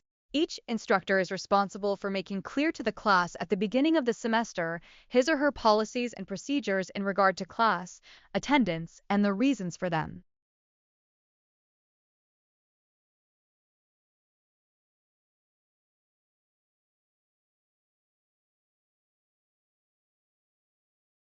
The wool market was extremely important to the English medieval economy, and wool dominated the English export trade from the late 13th century to its decline in the late 15th century. Wool was at the forefront of the establishment of England as a European political and economic power, and this volume is the first study of the medieval wool market in over 20 years. It investigates in detail the scale and scope of advance contracts for the sale of wool.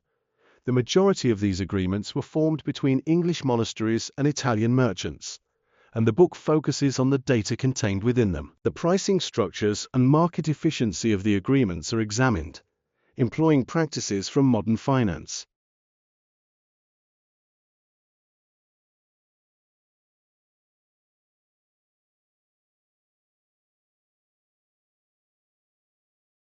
What is music?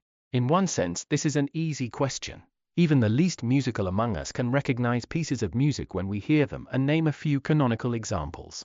We know there are different kinds of music, and even if our knowledge of music is restricted, we know which kinds we like and which kinds we do not.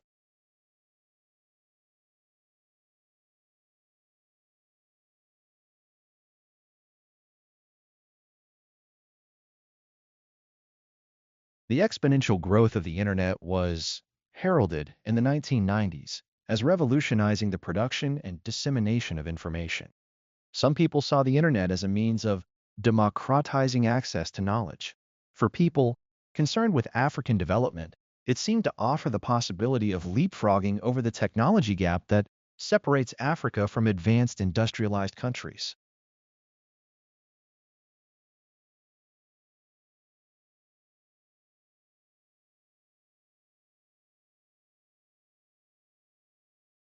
The wind is air moving around.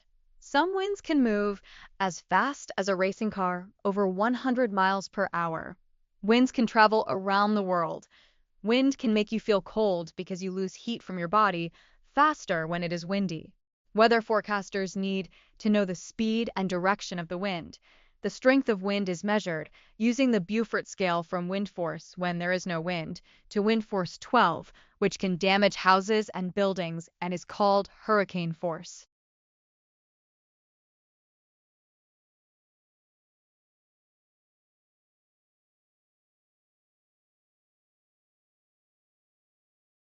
Private schools in the UK are redoubling their marketing efforts to foreigners. Almost a third of the 68,000 boarding pupils at such schools already come from overseas.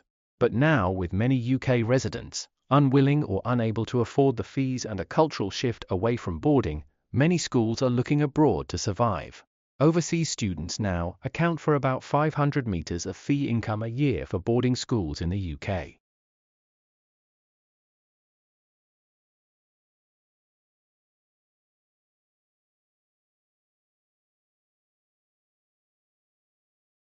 One city will start to attract the majority of public or private investment. This could be due to natural advantage or political decisions. This, in turn, will stimulate further investment due to the multiplier effect and significant rural to urban migration. The investment in this city will be at the expense of other cities.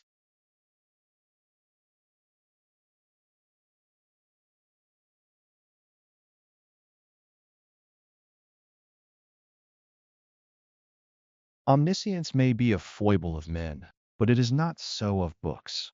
Knowledge, as Johnson said, is of two kinds. You may know a thing yourself, and you may know where to find it. Now, the amount which you may know yourself must, at its best, be limited. But what you may know of the sources of information may, with proper training, become almost boundless. And here come the value and use of reference books, the working of one book in connection with another, and applying your intelligence to both. By this means we get as near to that omniscient volume which tells everything as ever we should'll get. And although the single volume or work which tells everything does not exist, there is a vast number of reference books in existence, knowledge and proper use of which is essential to every intelligent person. Necessary as I believe reference books to be, they can easily be made to be contributory to idleness, and too mechanical a use should not be made of them.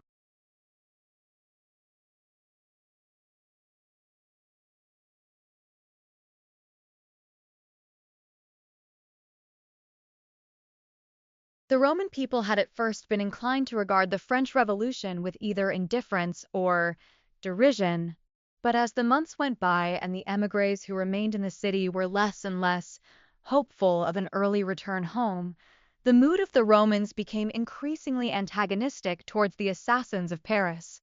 The nationalization of church property in France, the confiscation of papal territories, the dwindling of contributions, and the paucity of tourists and pilgrims all contributed to an exacerbation of this antagonism. When the French Convention, determined to gain international recognition for the Republic, dispatched envoys to Rome, the people turned upon them in a fury.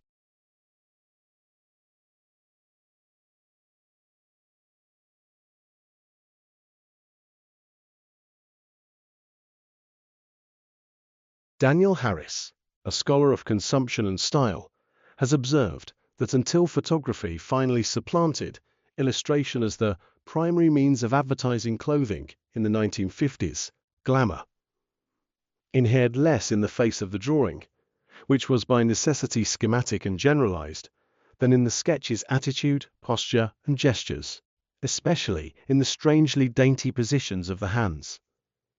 Glamour once resided so emphatically in the stance of the model that the faces in the illustrations cannot be said to have expressions at all, but angles or tilts. The chin raised upwards in a haughty look, the eyes lowered in an attitude of introspection, the head cocked at an inquisitive or coquettish angle, or the profile presented in sharp outline, emanating power, the severity like an emperor's bust, embossed on a Roman coin.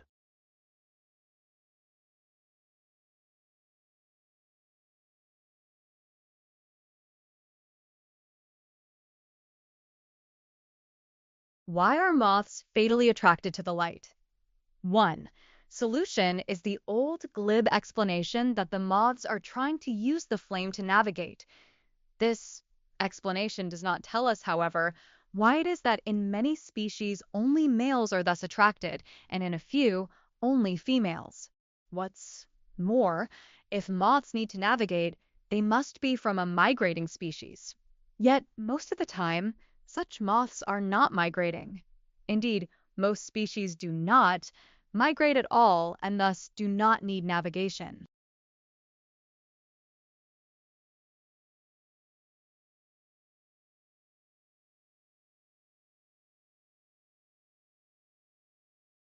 The stock of Australia's dwellings is evolving, with current homes having more bedrooms on average than homes 10 years ago. At the same time, households are getting smaller on average, with decreasing proportions of couple families with children, and examines couple-only and lone-person households. This article examines the changes in household size and the number of bedrooms from 1994 to 95 to 2003-04. It also looks at the types of households with spare bedrooms and the size of recently purchased new homes compared with existing stock.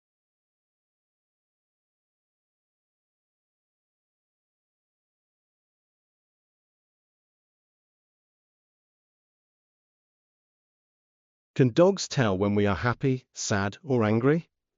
As a dog owner, I feel confident, not only that I can tell what kind of emotional state my pets are in, but also that they respond to my emotions. Yet as a hard-headed scientist, I try to take a more rational and pragmatic view. These personal observations seem more likely to result from my desire for a good relationship with my dogs.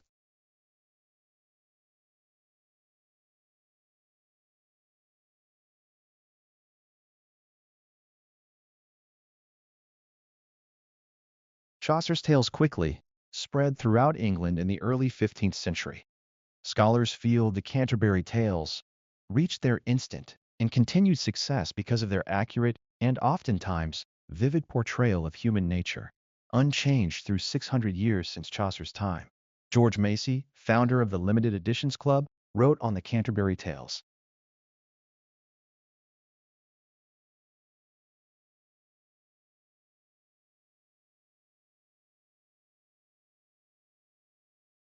An important corollary of this focus on language as the window to legal epistemology is the central role of discourse to law and other socio-cultural processes. In particular, the ideas that people hold about how language works, linguistic ideologies, combine with linguistic structuring to create powerful, often unconscious effects. In recent years, linguistic anthropologists have made much progress in developing more precisely analytic tools for tracking those effects.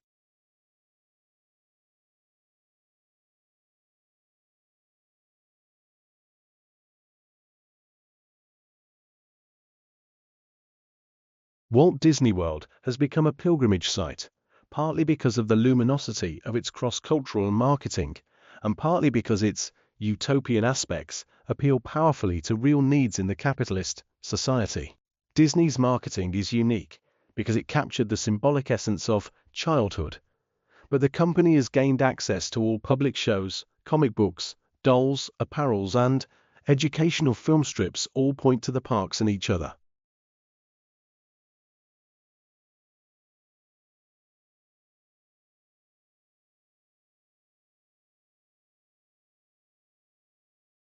Volcanoes blast more than 100 million tons of carbon dioxide into the atmosphere every year, but the gas is usually harmless. When a volcano erupts, carbon dioxide spreads out into the atmosphere and isn't concentrated in one spot. But sometimes the gas gets trapped underground under enormous pressure. If it escapes to the surface in a dense cloud, it can push out oxygen-rich air and become deadly.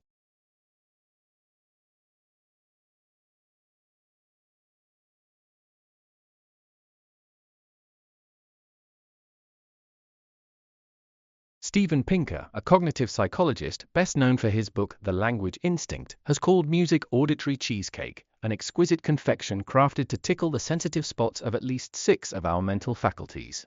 If it vanished from our species, he said, the rest of our lifestyle would be virtually unchanged. Others have argued that, on the contrary, music, along with art and literature, is part of what makes people human. Its absence would have a brutalizing effect. Philip Ball, a British science writer and an avid music enthusiast, comes down somewhere in the middle.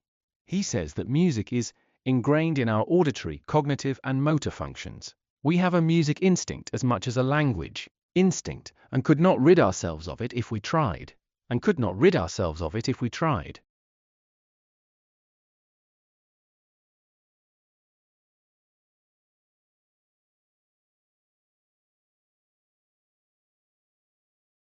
Education and well-being have often been associated.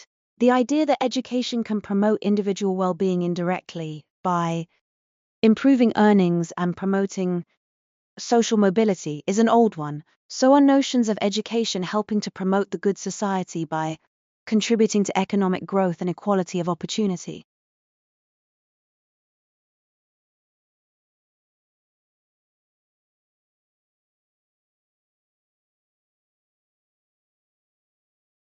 Statistical theory plays an important role in diverse aspects of society that benefit humanity. Statistical analysis is initiated. Manufacturers can improve their strain of products through the effective use of statistical analysis in quality control.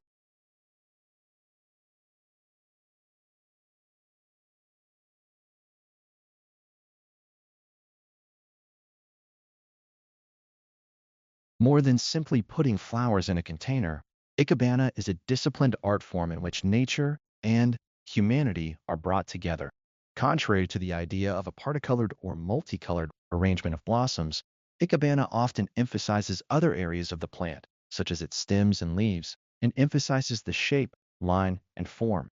Though Ikebana is an expression of creativity, certain rules govern its form. The artist's intention behind each arrangement is shown through a piece's color, combinations, natural shapes, graceful lines, and the implied meaning of the arrangement.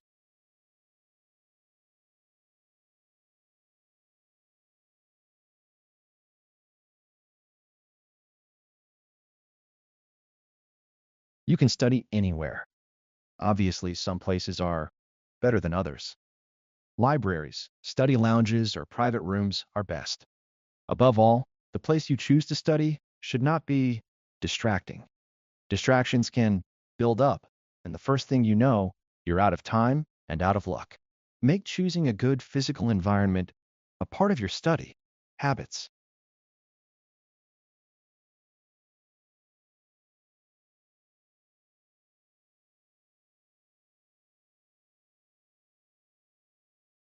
Considering their lingering reputation as man-killers, it's hardly surprising that hackles are raised any time someone brings up the idea of reintroducing wolves to the Scottish Highlands.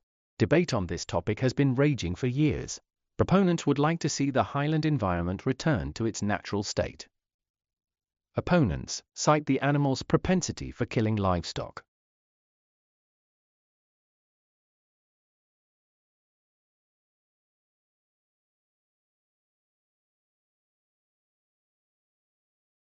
My school in the City of London held a charity competition.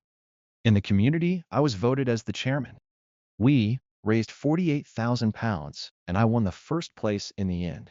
During this period, I learned a lot and realized the importance of tenacity and how to rouse other people's awareness.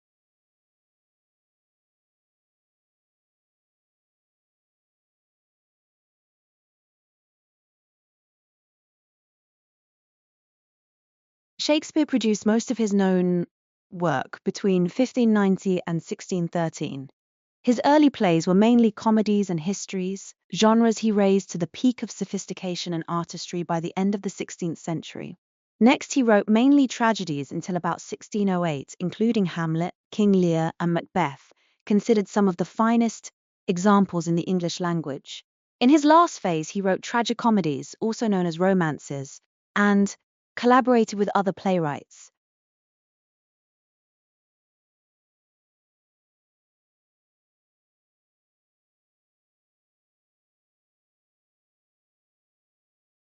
First, new ideas are the wheels of progress.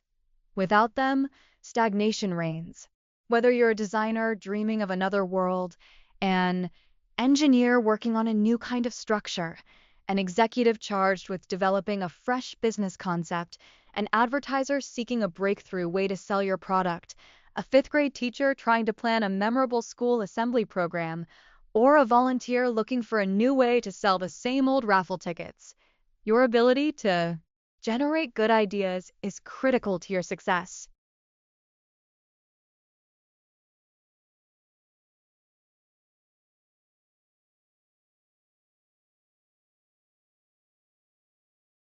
Participating regularly in physical activity has been shown to benefit an individual's health and well-being.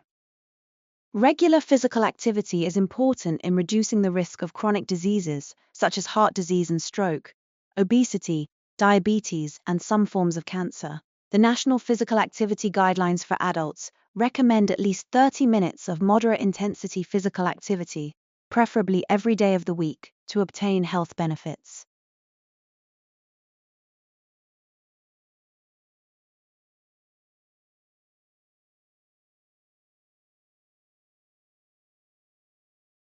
Some students say that they need complete quiet to read and study. Others study best in a crowded, noisy room because the noise actually helps them concentrate. Some students like quiet music playing, others do not. The point is, you should know the level of noise that is optimal for your own studying.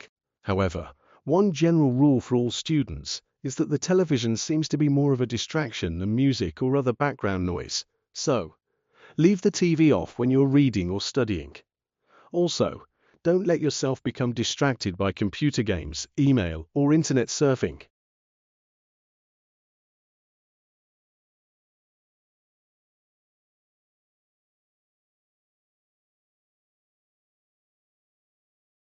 Life in the UK, 2012, provides a unique overview of well-being in the UK today. The report is the first snapshot of life in the UK to be delivered by the Measuring National Wellbeing Programme and will be updated and published annually. Well-being is discussed in terms of the economy, people, and the environment. Information, such as the unemployment rate or number of crimes against the person, are presented alongside data on people's thoughts and feelings, for example, satisfaction with our jobs or leisure time and fear of crime. Together, a richer picture on how society is doing is provided.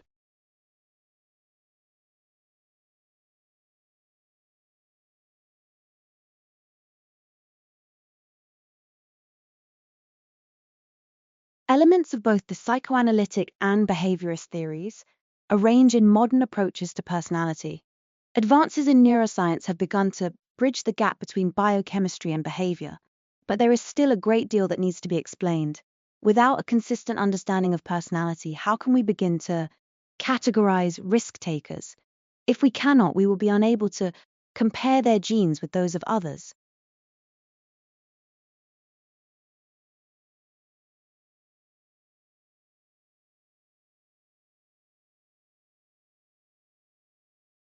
The American People.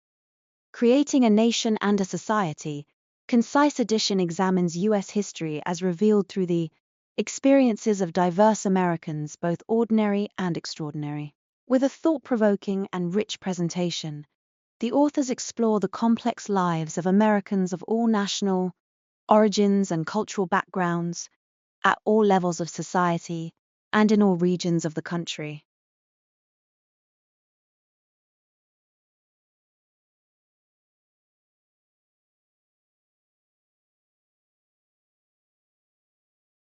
In the preceding 100 years, Paris had been center stage for political and social movements that had deeply affected all of Europe. The many ways in which tradition had already been challenged and shaken during those years helped make it easier for those to achieve a break with tradition art.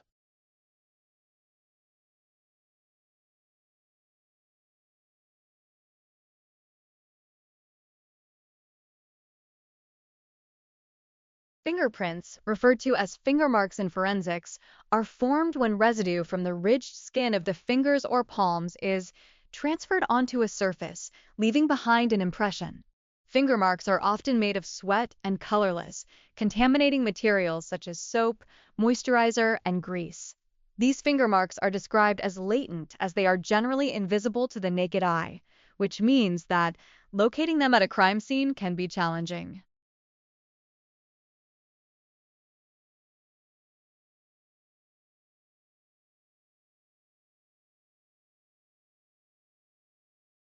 Housing agencies pay the utility bills generally because units in developments do not have individual meters. Some buildings have individual meters and each tenant pay its own to the utility company. So agencies will deduct this from the family's rent.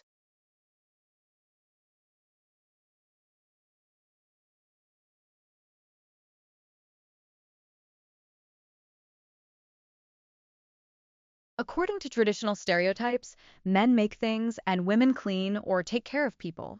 Men were traditionally expected to become engineers, doctors, and mechanics, whereas women were sent to work as cooks, cleaners, and carers.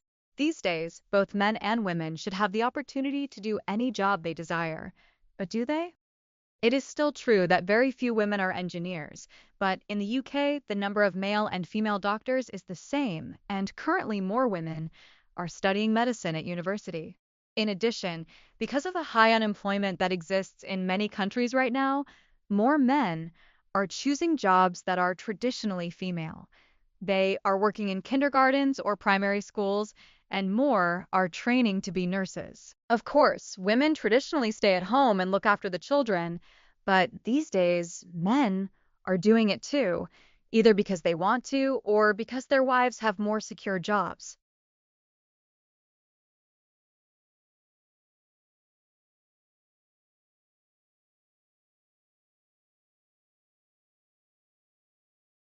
William Shakespeare was born in Stratford-upon-Avon, allegedly on April 23, 1564. William, according to the church register, was the third of 8 children in the Shakespeare household, 3 of whom died in childhood. John Shakespeare had a remarkable run of success as a merchant, alderman, and high bailiff of Stratford during William's early childhood. His fortunes declined, however, in the late 1570s.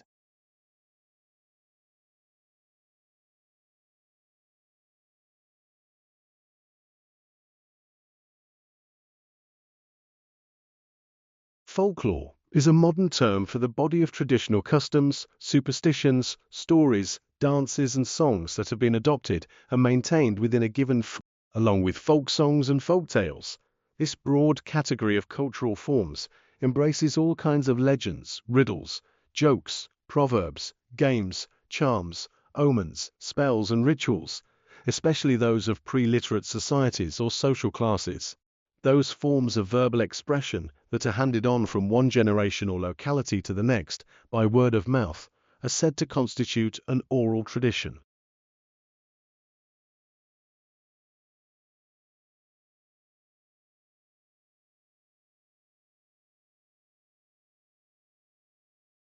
Top US business schools are recruiting younger, less experienced candidates in an effort to boost applications and head off competition for the best students from other graduate programs such as law and public policy. In an attempt to lure new students, leading business schools including Harvard, Stanford, the University of Chicago, and Wharton have moved away from the unofficial admissions prerequisite of 4 years work experience and instead have set their sights on recent college graduates and so-called early career professionals with only a couple years of work under their belt.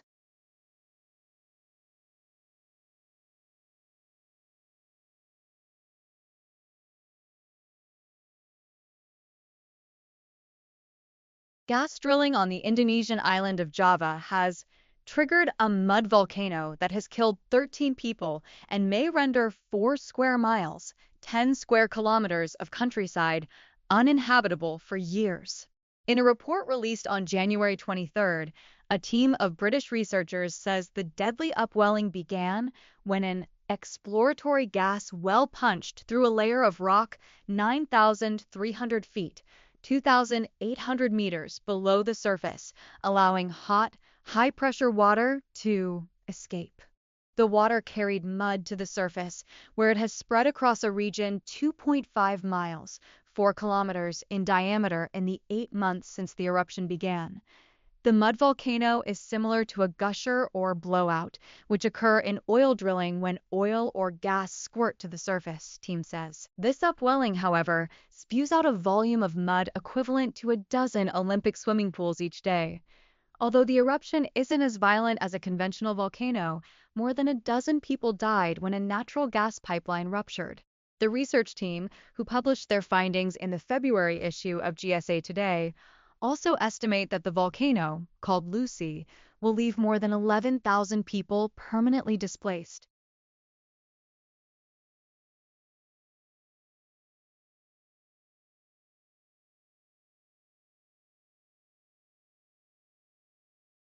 What is a country, and how is a country defined? When people ask how many countries there are in the world, they expect a simple answer.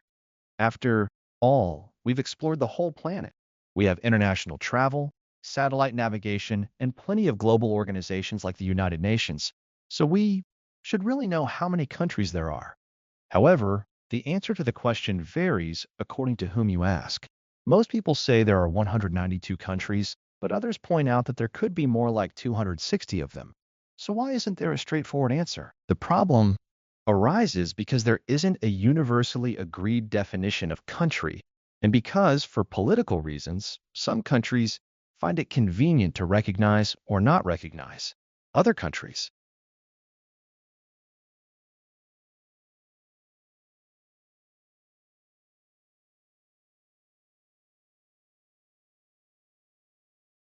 In the fast-changing world of modern healthcare, the job of a doctor is more and more like the job of chief executive. The people who run hospitals and physicians' practices don't just need to know medicine. They must also be able to balance budgets, motivate a large and diverse staff, and make difficult marketing and legal decisions.